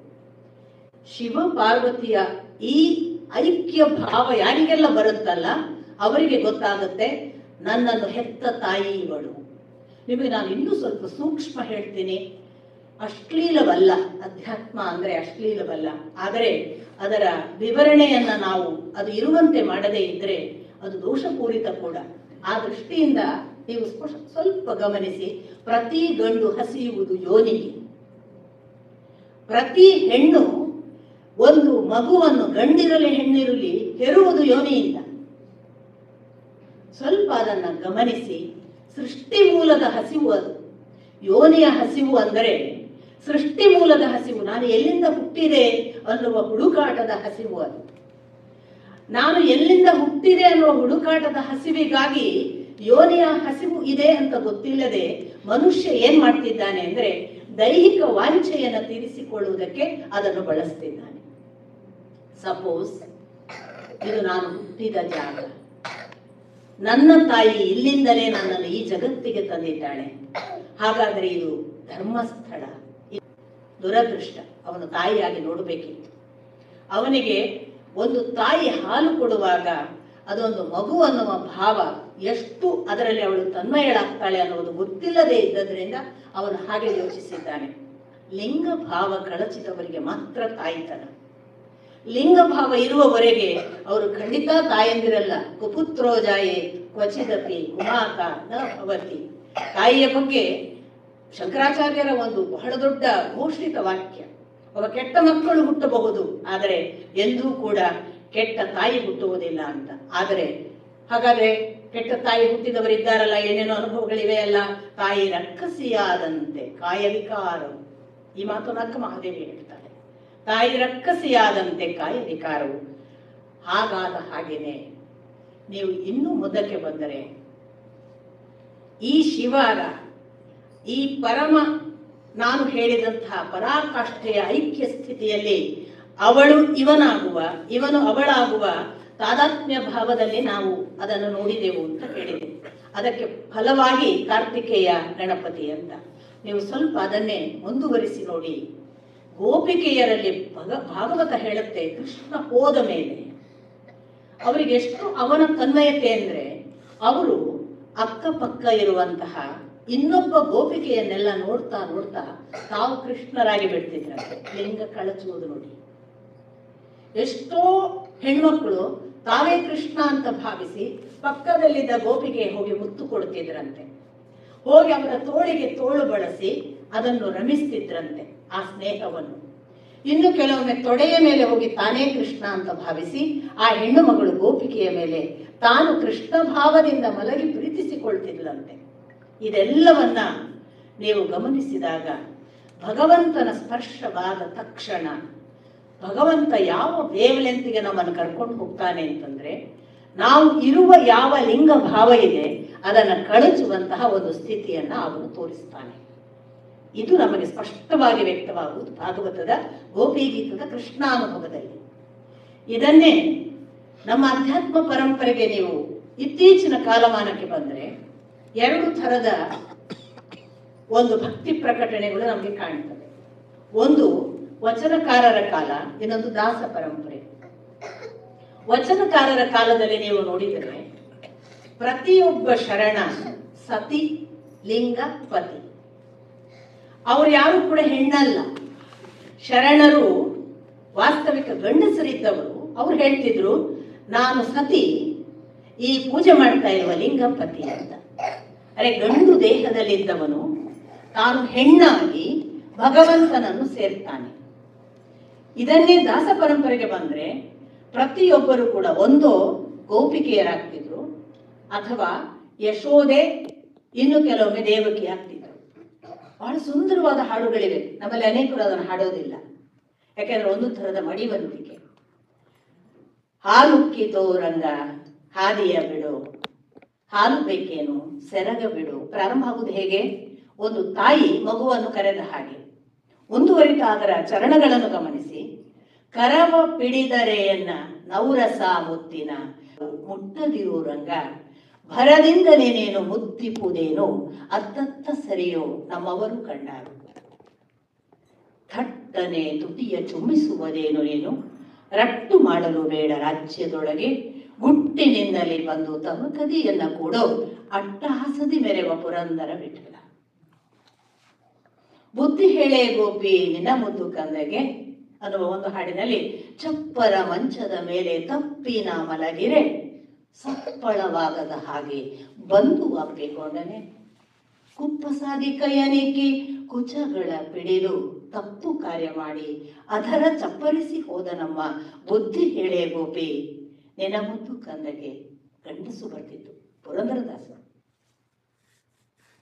ಗಂಡು ಒಬ್ಬ ತನ್ನನ್ನು ಆಪರಿ ಹೆಣ್ಣಾಗಿ ಅನುಭವಿಸುವ ಅಧ್ಯಾತ್ಮ ಇದೆಯಲ್ಲ, ಇದು ನಿಜವಾಗಿ ಆಗಬೇಕಾದದ್ದು. ಯಾಕೆ ಅಂದ್ರೆ ಅಕ್ಕ ಮಹಾದೇವಿ ಮಾತ್ರ ಹೇಳಿದ್ದಲ್ಲ, ಎನ್ನ ದೇವ ಚನ್ನ ಮಲ್ಲಿಕಾರ್ಜುನನಿಗೆ ಜಗವೆಲ್ಲ ಹೆಣ್ಣು ನೋಡ ಅಂತ ಅಕ್ಕ ಮಹಾದೇವಿ ಮಾತ್ರ ಹೇಳಿದ್ದಲ್ಲ. ಅಕ್ಕ ಮಹಾದೇವಿಗೆ ಅವಳ ಅನುಭವ ಪಥದಿಂದ ಗೊತ್ತಾದ್ರೆ ಶ್ರೀಮದ್ ಭಾಗವತದಲ್ಲಿ ವೇದವ್ಯಾಸರು ಘೋಷಣೆ ಮಾಡ್ತಾರೆ, ಜಗತ್ತಿಗೆ ಪರಮ ಪುರುಷ ಒಬ್ಬನೇ, ಉಳಿದವರೆಲ್ಲ ಸ್ತ್ರೀಯರು ಅಂತ. ಇಡೀ ಜಗತ್ತಿನ ನಾನು ನೀವುಗಳೆಲ್ಲರೂ ಕೂಡ ಹೆಣ್ಣುಮಕ್ಕಳು. ನಾವು ಹಾಗಾದ್ರೆ ಗಂಡಸರು ಅಂತ ಬೇರೆ ಇದೆ. ಲಿಂಗ ಗುರುತಿಸುವುದಕ್ಕೆ ಇರುವ ವ್ಯತ್ಯಾಸವಾಗಿ ದೈಹಿಕ ಚಿಹ್ನೆಯ ದೃಷ್ಟಿಯಿಂದ ಗಂಡು ಹೆಣ್ಣು ಅನ್ನುವ ಗುರುತಿನ ವ್ಯತ್ಯಾಸ ಯಾಕಿದೆ? ನಾಳೆಯ ಸೃಷ್ಟಿ ಕ್ರಿಯೆಗಾಗಿ ಇದೆ ಈ ಗುರುತು. ಜೀವಕ್ಕೆ ಅಲ್ಲ. ಯಾಕೆ? ಮೊಲೆ ಮುಡಿ ಬಂದರೆ ಹೆಣ್ಣೆಂಬರು, ಗಡ್ಡ ಮೀಸೆ ಬಂದರೆ ಗಂಡೆಂಬರು, ನಡುವೆ ಸುಳಿವಾತ್ಮ ಗಂಡು ಅಲ್ಲ ಹೆಣ್ಣು ಅಲ್ಲ ಕಾಣ ರಾಮನಾಥ. ಈ ಸೃಷ್ಟಿಕ್ರಿಯೆ ನಿಲ್ಲಬಾರದು. ಅದಕ್ಕೆ 2 ಗುರುತುಗಳನ್ನು ಕೊಟ್ಟರು. ಒಂದು ಸ್ತ್ರೀ ಅನ್ನುವ ಲಿಂಗ, ಅದು ಸೂಚನೆ. ನಾನು ಮತ್ತೆ ಲಿಂಗ ಅಂದಾಗ ಅದು ಜೆಂಡರ್ ಅಲ್ಲ. ಹೆಣ್ಣು ಅನ್ನುವ ಸೂಚನೆ ಗುರುತು, ಇನ್ನೊಂದು ಗಂಡು ಅನ್ನುವ ಸೂಚನೆ ಗುರುತು. ಯಾಕೆ ಕೊಟ್ಟಿತು? ಇದು ಈ ಲೋಕದ ಕ್ರಿಯೆಯನ್ನು ಮುಂದುವರಿಸುವುದಕ್ಕೆ ಪ್ರಜಾಪತಿಗೆ ಮಾಡಿಕೊಟ್ಟಂತಹ ವ್ಯವಸ್ಥೆ. ಆಗ ಗಂಡು ಹೆಣ್ಣು ಅನ್ನುವ 2 ಲಿಂಗಗಳು ಕಾಣಿಸ್ತವೆ. ಆದರೆ ಅದು ಲೌಕಿಕದ ವ್ಯವಸ್ಥೆಗೆ ಬೇಕಾಗಿರುವಂಥದ್ದೇ ಹೊರತು ಅದು ಅಧ್ಯಾತ್ಮ ಅಂದ್ರೆ ಆತ್ಮದ ಕುರಿತಾದ ಜಗತ್ತು, ಆತ್ಮನಿಗೆ ಸಂಬಂಧಪಟ್ಟ ಜಗತ್ತು, ಆತ್ಮನಿಗಿಂತ ಮೇಲಿನ ಜಗತ್ತು. ಈ ಎಲ್ಲ ಅರ್ಥಗಳನ್ನು ನೋಡಿದ್ರೆ ಆ ಜಗತ್ತಿನಲ್ಲಿ ಇದು ಉಂಟಾ? ಆ ಜಗತ್ತಿನಲ್ಲೂ ಇದು ಇದೆ ಅಂತಾದ್ರೆ ಆ ಅಧ್ಯಾತ್ಮವೇ ನನಗೆ ಬೇಡ. ಕೆಲವರು ವಾದಿಸ್ತಾರೆ ಆ ಜಗತ್ತಿನಲ್ಲೂ ಇದೆ ಅಂತ. ನಿಮಗೆ 9ನೇ ಶತಮಾನದ ಕೊನೆಯಲ್ಲಿ ಬಂದಂತಹ 10ನೇ ಶತಮಾನದ ಆರಂಭದ ಅಭಿನವ ಗುಪ್ತ ಒಂದು ತಂತ್ರದ ಮೇಲೆ ಬಹಳ ದೊಡ್ಡ ಸಾಧನೆ ಮಾಡಿದ ಒಬ್ಬ ಯೋಗ ಪುರುಷ. ಅವನು ಈ ಪಂಚಮಕಾರಗಳಲ್ಲಿ ಸ್ತ್ರೀಯನ್ನು ಕೂಡ ಅಧ್ಯಾತ್ಮ ಪಥದಲ್ಲಿ ಕರೆದುಕೊಂಡು ದಾಟುವುದನ್ನು ಹೇಳಿದವನು. ಅವನೊಂದು ಮಾತು ಹೇಳ್ತಾನೆ, ಹೆಣ್ಣಿಗೆ ದೀಕ್ಷೆ ಕೊಡುವ ಅರ್ಹತೆ ಗಂಡಿಗಿಲ್ಲ ಅಂತ. ಹಾಗಾಗಿ ಹೆಣ್ಣನ್ನು ಗುರು ಅಂತ ಇನ್ನೊಬ್ಬರು ಘೋಷಿಸ್ಲಿಕ್ಕೆ ಬರೋದಿಲ್ಲ. ಅವಳು ಸ್ವತಃ ಗುರುವೇ ಇದ್ದಾಳೆ. ಯಾಕೆ ಅಂದ್ರೆ ಅವಳು ಪ್ರಕೃತಿ ತತ್ವದ ಸಂಪೂರ್ಣ ಯಥಾವತ್ತು ಭಾಗ. ಪ್ರಕೃತಿ ಯಾರು? ಭಗವದ್ಗೀತೆ ಹೇಳುತ್ತೆ ಪ್ರಕೃತಿಯು ಪುರುಷನೇ, ಅಕ್ಷರ ಪುರುಷ ಅಂತ ಅವಳಿಗೆ ಹೆಸರು. ಅವಳನ್ನು ಅಕ್ಷರ ಸ್ತ್ರೀ ಅಂತ ಹೇಳಿಲ್ಲ ಭಗವದ್ಗೀತೆಯಲ್ಲಿ ಶ್ರೀಕೃಷ್ಣ. ಅಕ್ಷರ ಪುರುಷ, ತಾನು ಪುರುಷೋತ್ತಮ. ಜಗತ್ತಿನಲ್ಲಿ 2 ಅಕ್ಷರ ಅಂತ ಹೇಳ್ತಾನೆ ಭಗವಂತ. 2 ನಾಶವಿಲ್ಲದ್ದು, ಮತ್ತೆಲ್ಲವೂ ನಾಶವಾಗ್ತದೆ. ಮೊದಲಿಗೆ ಅವನು ಲಿಸ್ಟ್ ಮಾಡ್ತಾನೆ, ಬ್ರಹ್ಮಾದಿಗಳಿಂದ ತೊಡಗಿ ಎಲ್ಲರೂ ನಾಶವಾಗುವವರು, ಪ್ರಳಯ ಕಾಲದಲ್ಲಿ ಎಲ್ಲರೂ ಇಲ್ಲವಾಗ್ತಾರೆ. ಆದರೆ ಪ್ರಕೃತಿ ಯಾವತ್ತೂ ಇರುತ್ತೆ. ಅವಳು ಅಕ್ಷರ ಪುರುಷ. ಅವಳು ಯಾರು? ಅವಳು ಈ ಲೋಕವನ್ನು ಹೆರುವ ಗರ್ಭ. ತಾನು ಯಾರು? ಆ ಗರ್ಭದಲ್ಲಿ ಸಂಕ್ಷೇಪ ಮಾಡಿ ತನ್ನನ್ನು ಬೀಜ ಬಿತ್ತುತ್ತೇನೆ, ನಾನು ಅದರ ಬೀಜ ಅಂತ ಹೇಳ್ತಾನೆ ಕೃಷ್ಣ. ಹಾಗಾದ್ರೆ ನೀನು ಯಾರು? ನಾನು ಕೂಡ ಅಕ್ಷರ ಪುರುಷ, ಅವಳು ಅಕ್ಷರ ಪುರುಷ. ಯಾಕಂದ್ರೆ ನಾವಿಬ್ಬರು ನಾಶವಾಗುವುದಿಲ್ಲ. ಆದರೆ ನಾನು ಪುರುಷರಲ್ಲಿ ಉತ್ತಮ, ಪುರುಷೋತ್ತಮ. ಸೊ ಇಬ್ಬರು ಪುರುಷರೇ. ಪುರುಷೋತ್ತಮ ನಾನು ಭಗವಂತ. ಪುರುಷೋತ್ತಮ ಗಂಡು ಅಂತ ಹೇಳಲಿಲ್ಲ, ಭಗವಂತನನ್ನು ಹೇಳಿದ. ಈ ದೃಷ್ಟಿಯಿಂದ ಅಕ್ಷರ ಪುರುಷ ಸ್ತ್ರೀ. ಇನ್ನೊಂದು ಅದಕ್ಕೆ ನೀವು ಲಿಂಕ್ ಮಾಡಬಹುದಾದ್ರೆ, ಈ ಜಗತ್ತಿನಲ್ಲಿ ಪ್ರಕೃತಿ ಇದೆ. ಈ ಜಗತ್ತಿನ ಪ್ರಕೃತಿ ತನ್ನ ಪಾಡಿಗೆ ಇದೆ. ಆದರೆ ಅದು ಎಂದೂ ಕೂಡ ತನಗಾಗಿ ಇದ್ದಂತೆ ಇಲ್ಲ. ಅದರ ಎಲ್ಲ ನಡೆನುಡಿಗಳನ್ನ, ಅದರ ಎಲ್ಲ ವರ್ತನೆಗಳನ್ನ, ಅದರ ಇರುವಿಕೆಯ ಎಲ್ಲ ಸಾಧ್ಯತೆಗಳನ್ನ ಗಮನಿಸಿದರೆ ಒಂದು ದಿನವೂ ಒಂದು ಹಣ್ಣು ತನ್ನನ್ನು ತಾನು ಮೇಲಿಲ್ಲ, ತನ್ನ ಹಣ್ಣನ್ನು ತಾನು ಮೇಲಿಲ್ಲ, ತನ್ನ ನೆರಳನ್ನು ತಾನು ಉಣ್ಣಲಿಲ್ಲ, ತಾನು ಹರಿದ ನದಿ ತನ್ನನ್ನು ತೊಳೆಯಲಿಲ್ಲ. ಅಥವಾ ನೀವು ಬೆಟ್ಟ, ಪ್ರತಿಯೊಂದು ನೀವು ಜಗತ್ತಿನಲ್ಲಿ ಪ್ರಕೃತಿಯ ಭಾಗವಾಗಿ ಕಂಡ ಎಲ್ಲ ಅಂಶಗಳನ್ನು ಸುಮ್ಮನೆ ಗಮನಿಸಿದರೆ ನಮಗೆ ಸ್ಪಷ್ಟವಾಗಿ ಗೋಚರವಾಗುವುದು. ಪ್ರಕೃತಿ ತನ್ನ ಪಾಡಿಗೆ ಇದೆ ಮತ್ತು ಅದು ತನ್ನನ್ನು ಯಾರು ಬಳಸ್ತಾರೋ ಅವರಿಗೆ ಅರ್ಪಿಸಿಕೊಂಡಿದೆ. ಹೀಗೆ ಅರ್ಪಿಸಿಕೊಂಡದ್ದರ ಪರಿಣಾಮವೇ ಅದು ತನಗಾಗಿ ಇಲ್ಲದ ಒಂದು ನಿಸ್ಪೃಹವಾದ ಜಗತ್ತಿನ ಪ್ರತಿನಿಧಿಯಾಗಿ ಇದೆ. ಎಲ್ಲ ಗಿಡಮರಗಳನ್ನು ಉಪಯೋಗಿಸುವ ನಾವು ನಮಗಾಗಿ ಅದು ಹುಟ್ಟಿದೆ ಅಂತ ಭಾವಿಸಿದಾಗ ನಮ್ಮ ನಾಶ, ಅದಕ್ಕೇನು ಆಗುವುದಿಲ್ಲ. ಪ್ರತಿ ಮರ ನನಗಾಗಿ ಹುಟ್ಟಿದೆ ಅಂತ ನಾನು ಅದನ್ನು ಬಳಸಿ ಬೇಕಾದಲ್ಲಿ ಕಡಿದರೆ ನನಗೆ ದೋಷ, ಅದಕ್ಕೇನು ಇಲ್ಲ. ಒಂದು ನದಿಯನ್ನು ಕೆಡಿಸುವುದರಿಂದ ನದಿಗೆ ಏನು ಆಗೋದಿಲ್ಲ. ಆದರೆ ನದಿಯನ್ನ ಬಹಳ ಬಾರಿ ನಾನು ಈ ಮಾತನ್ನು ಹೇಳ್ತೇನೆ, ನಾವು ಅಣೆಕಟ್ಟುಗಳನ್ನು ಕಟ್ತೇವೆ, ನದಿಯನ್ನು ತನಗೆ ಬೇಕಾದ ಮಾರ್ಗವನ್ನ ಬದಲಾಯಿಸುವ ಹಾಗೆ ಅದನ್ನು ಎಲ್ಲಿಗೆಲ್ಲೋ ತಿರುಗಿಸಿ ತಗೊಂಡು ಹೋಗುವ ಒಂದು ಹೊಸ ಪ್ರಯೋಗವನ್ನು ಇವತ್ತು ಮೋದಿಯವರು ಕೂಡ ಭಾರತದಲ್ಲಿ ಮಾಡ್ತಿದ್ದಾರೆ. ನದಿಯನ್ನು ಖಂಡಿತಕ್ಕೂ ಅದರ ದಾರಿ ತಪ್ಪಿಸುವ ಯಾವ ಹಕ್ಕು ನಮಗಿಲ್ಲ. ಅದು ಪುರುಷ ಮಿಲನಕ್ಕೆ ಹೊರಟ ಅಕ್ಷರ ಪುರುಷ. ಅದರ ಗಂತವ್ಯ ಸಮುದ್ರ ಸೇರಬೇಕು ಅನ್ನುವ ಅದು ನೋಡಿ ನಮ್ಗೆ ಯಾಕೆ ಎಲ್ಲರೂ ಬಿದ್ದಾಗ ನಗುವುದು ಯಾಕೆ? ನಾವು ಪ್ರಥಮವಾಗಿ ಯಾರಾದರೂ ಬಿದ್ದಾಗ ನಗು ಅಲ್ವಾ, ನಮ್ಗೆ ಗೊತ್ತೇ ಇಲ್ಲ, ಒಂದು ನಗು ಬರುತ್ತೆ. ಅವ್ರು ಬಿದ್ದ ವಯಸ್ಸಿನ ನಂತರದ ಮಾತಲ್ಲ ನಾನು ಹೇಳ್ತಾ ಇರೋದು. ನಮ್ಮ ಬಾಲ್ಯದಲ್ಲೆಲ್ಲ ನಮಗೆ ಯಾರಾದರೂ ಬಿದ್ದ ತಕ್ಷಣ ಫಸ್ಟ್ ನಗೋದು ನಾವು, ಆಮೇಲೆ ಹೋಗಿ ಎತ್ಕೊಳ್ಳೋದು ನಮ್ಮವರಾದರೆ, ಅಥವಾ ದೂರದಿಂದ ನೋಡಿ ಸ್ವಲ್ಪ ಅದು ಸಮಾಧಾನ ಆದಮೇಲೆ. ಅಂದರೆ ನಮ್ಗೆ ಯಾಕೆ ನಗು ಬರುತ್ತೆ? ನಾವೆಲ್ಲರೂ ಕೂಡ ಯಾಕೆ ಜಲಪಾತವನ್ನು ನೋಡಕ್ಕೆ ಹೋಗೋದು? ನನಗದು ಬಹಳ ಬಾರಿ ಕೊಟ್ಟ ಪ್ರಚೋದನೆ ಏನು ಅಂದರೆ, ಬೀಳದೆ ಭಗವಂತನನ್ನು ಸೇರುವುದಕ್ಕೆ ಸಾಧ್ಯವಿಲ್ಲ ಅನ್ನೋದು ನನಗೆ ಕೊಡುವ ಸೂಚನೆ. ಬೀಳಬೇಕು ಅವನ ಪಾದಕ್ಕೆ. ಆ ಬೀಳುವುದನ್ನು ಜಲಪಾತಗಳು ತೋರುವುದು. ಹಾಗೆಲ್ಲ ತನ್ನನ್ನು ಬೀಳಿಸಿಕೊಂಡು ಎಂತೆಂಥ ಎತ್ತರಗಳಿಂದ ಧುಮುಕಿ ಮೈ ಗಾಯ ಆಯಿತು, ನೋವಾಗಿದೋ, ತನ್ನ ಎಷ್ಟೋ ಸಮೂಹಗಳನ್ನು ದೂರ ಚೆಲ್ಲಿಸುವ ಹಾಗೆ ಅದು ತನ್ನನ್ನು ತಾನು ಹರ್ಕೊಂಡಿದೋ, ಎಷ್ಟೆಲ್ಲ ಕಷ್ಟಪಟ್ಟು ಹೊರಟ ನದಿಯನ್ನು ನಮಗೆ ಬೇಕಾದ ಹಾಗೆ ದಿಕ್ಕು ಬದಲಿಸಿ ಆಣೆಕಟ್ಟು ಕಟ್ಟಿ ಅದು ನಮ್ಮಲ್ಲಿಯೇ ನಿಲ್ಲುವ ಹಾಗೆ ಮಾಡೋದಿದೆಯಲ್ಲ, ಖಂಡಿತಕ್ಕೂ ಕೂಡ ಪುರುಷ ಸ್ತ್ರೀಯ ಮಿಲನವನ್ನು ನಿಲ್ಲಿಸಿದ ಹಾಗೆ. ಅದು ಶಿವನಿಗೆ ಸತಿ ಸಿಕ್ಕದೆ ಶಿವ ಒದ್ದಾಡಿದ ಹಾಗೆ. ನಮ್ಮಲ್ಲಿ ಒಂದು ಹೇಳ್ತಾರಲ್ಲ, ಈಗ ಅದು ಎಲ್ಲಿನೋ ಎದ್ದಿದೆ, ಆ ಬಿಸಿಗಾಳಿ ಎದ್ದದ್ರಿಂದ ಸಮುದ್ರದ ಬಿಸಿಗಾಳಿಯ ಕಾರಣವಾಗಿ ಇವತ್ತು ಉಷ್ಣ ಜಾಸ್ತಿ ಆಗ್ತಿದೆ. ಈ ಎಲ್ಲಿನೋ ಅಂದರೆ ಏನು? ಪುರುಷನ ಕಾವು ಹೆಚ್ಚುತ್ತಾ ಇರುವುದು. ಎಲ್ಲಿನೋ ಯಾವಾಗ ಶಾಂತವಾಗುವುದು?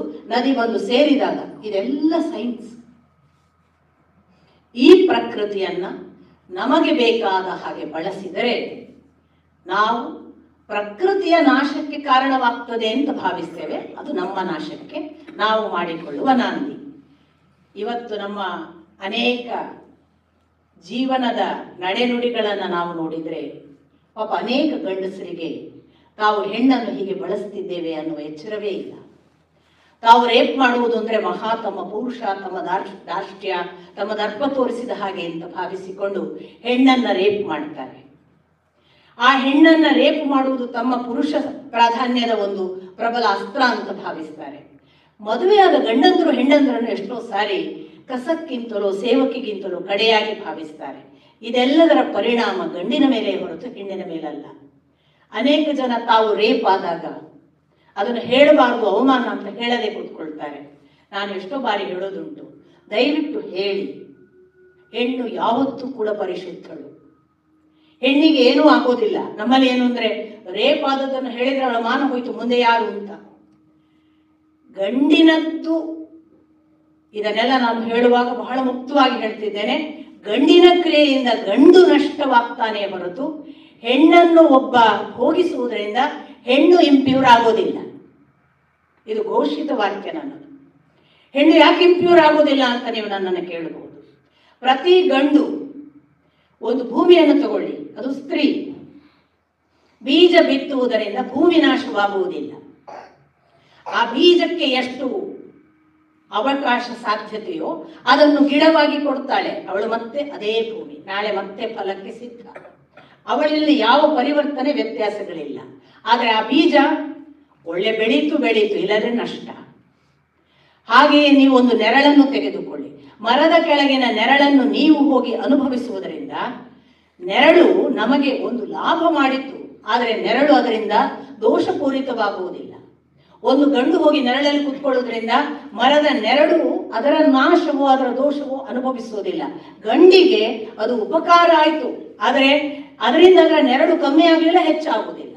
ನದಿ ನೀವು ತೊಳೆಯುತ್ತೀರಿ ಅಂತ ಇಟ್ಕೊಳ್ಳಿ, ತೊಳೆಯುವುದರಿಂದ ನದಿ ಹಾಳಾಗುವುದಿಲ್ಲ, ನದಿ ಬೆಳೆಯುತ್ತದೆ.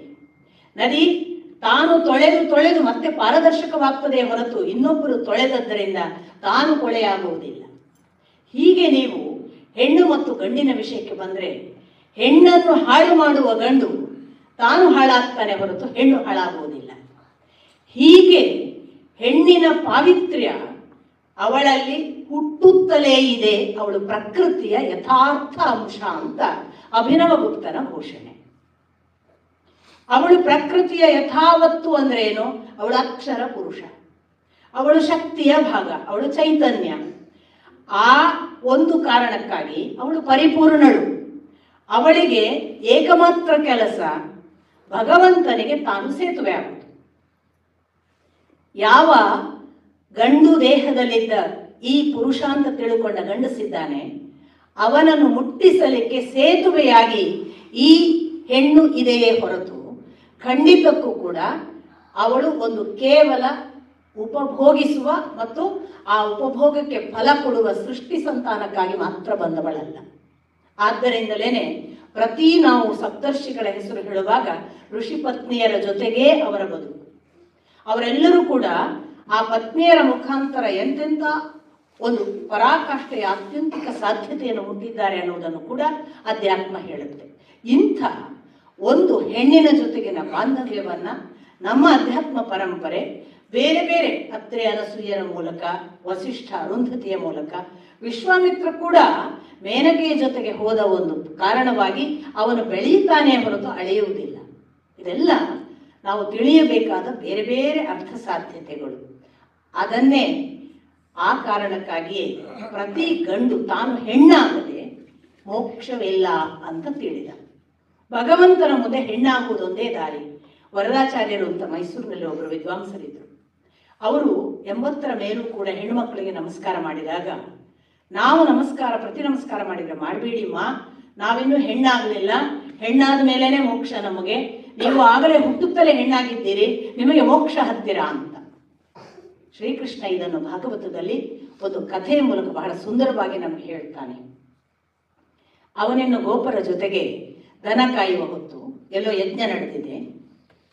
ಮಕ್ಕಳು ಗೋಪಾಲರು ಎಲ್ಲರೂ ಇದ್ದಾಗ ಶ್ರೀಕೃಷ್ಣ ಹೇಳ್ತಾನೆ, ನನಗೆ ಹಸಿವಾಗಿದೆ, ಯಜ್ಞಶಾಲೆಗೆ ಹೋಗಿ ಆಹಾರ ತೆಗೆದುಕೊಂಡು ಬನ್ನಿ. ಹುಡುಗರು ಗೋಪಾಲರು ಹೋಗ್ತಾರೆ. ಅಲ್ಲಿ ಹೋಗಿ ಕೃಷ್ಣ ಮತ್ತು ಬಲರಾಮರಿಗೆ ಹಸಿವಾಗಿದೆ, ಸ್ವಲ್ಪ ಏನಾದರೂ ಇದ್ದರೆ ಕೊಡಿ ಅಂತ ಕೇಳಿದಾಗ ಅಲ್ಲಿರುವ ಗಂಡಸರಲ್ಲೇ ಇನ್ನು ಪೂರ್ಣಾಹುತಿ ಆಗಿಲ್ಲ, ಆಹಾರ ಸಮರ್ಪಣೆ ಆಗಿಲ್ಲ, ಕೊಡೋದಿಲ್ಲ ಅನ್ನುವ ಧಾಟಿಯಲ್ಲಿ ಇತ್ತ ಕಡೆ ನೋಡೋದು ಕೂಡ ಇಲ್ಲ. ಅಲಕ್ಷ್ಯ ಮಾಡ್ತಾರೆ ಈ ಹುಡುಗರನ್ನು. ಹುಡುಗರು ಮರಳಿ ಬಂದು ಕೃಷ್ಣನಿಗೆ ಹೇಳ್ತಾರೆ, ಕೃಷ್ಣ ಊಟ ಕೊಡಲಿಲ್ಲ, ನೀವು ಯಾರನ್ನು ಕೇಳಿದ್ರಿ ಅಂತ ಕೇಳ್ತಾನೆ ಕೃಷ್ಣ. ಮಕ್ಕಳು ಹೇಳ್ತಾರೆ, ಅಲ್ಲಿರುವ ಎಲ್ಲ ಪೂಜೆಗೆ ನಿಂತಿದ್ದ ಗಂಡಸರಿದ್ರಲ್ಲ ಅವರನ್ನು ಕೇಳಿದ್ದೆವು.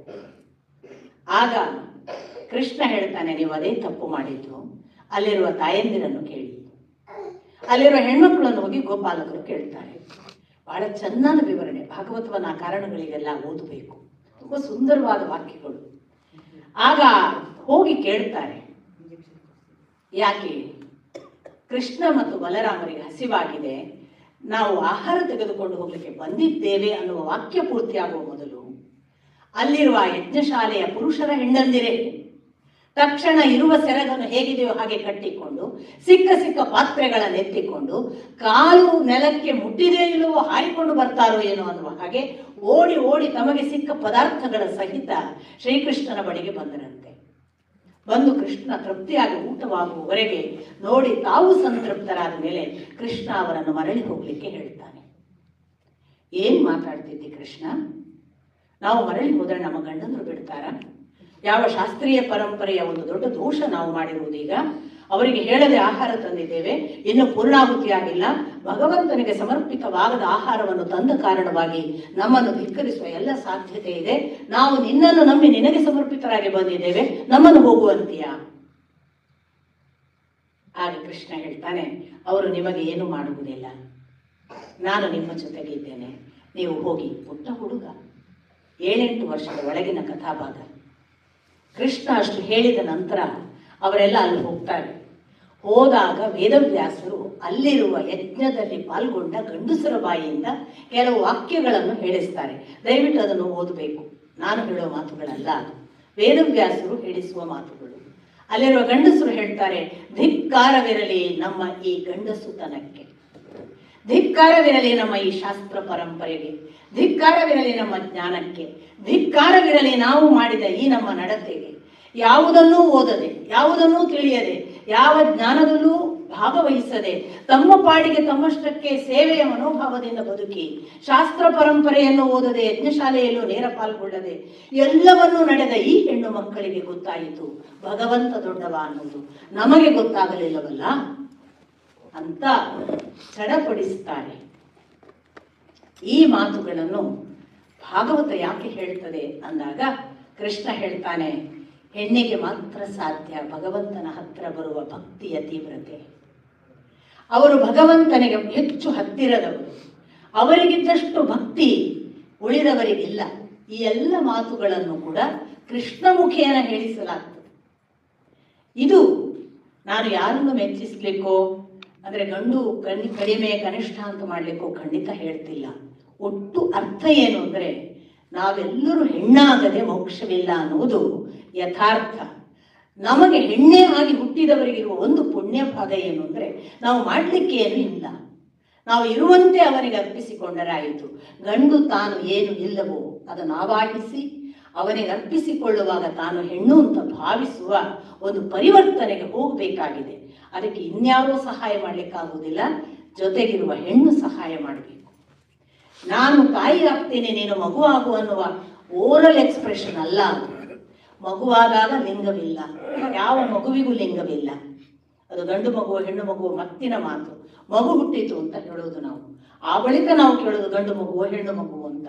ಮಗು ಹುಟ್ಟುವುದು ಹಾಗೆ ಅಂಥದೊಂದು ಸ್ಥಿತಿಯನ್ನು ನಿರ್ಮಾಣ ಮಾಡುವುದಕ್ಕೆ ಇನ್ಯಾರಿಗೂ ಸಾಧ್ಯವಿಲ್ಲ, ಜೊತೆಗಿದ್ದ ಸಂಗಾತಿಗೆ ಸಾಧ್ಯ.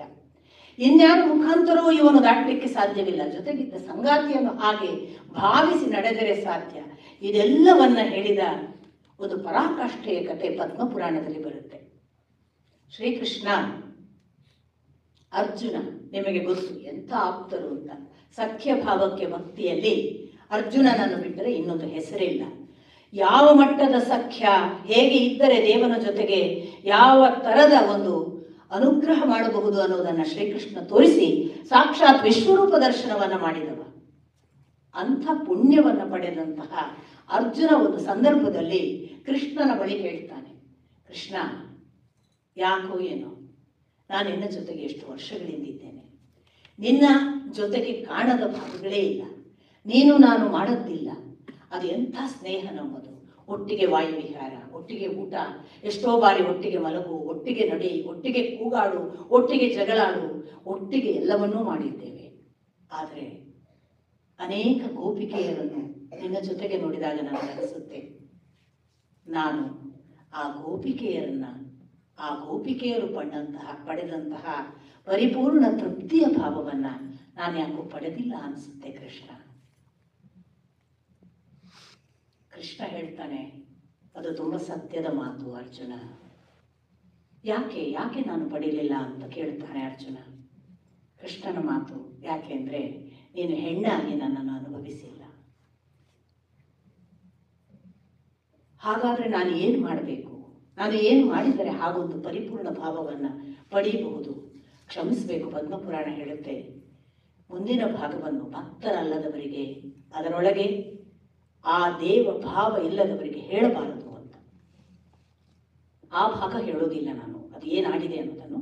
ಬಟ್ ಅವನು ಒಂದು ಮಾತು ಹೇಳ್ತಾನೆ, ನಿನಗೆ ನಾನು ಕೆಲ ಕಾಲ ಗೋಪಿಕೆ ಆಗುವ ಅನುಗ್ರಹ ಮಾಡ್ತೇನೆ, ನೀನು ಗೋಪಿಕೆಯಾಗಿ ನನ್ನನ್ನು ಅನುಭವಿಸು, ಆ ಬಳಿಕ ನಿನಗೆ ಇರುವ ಅತೃಪ್ತಿ ಹೊರಟು ಹೋಗ್ತದೆ ಅಂತ.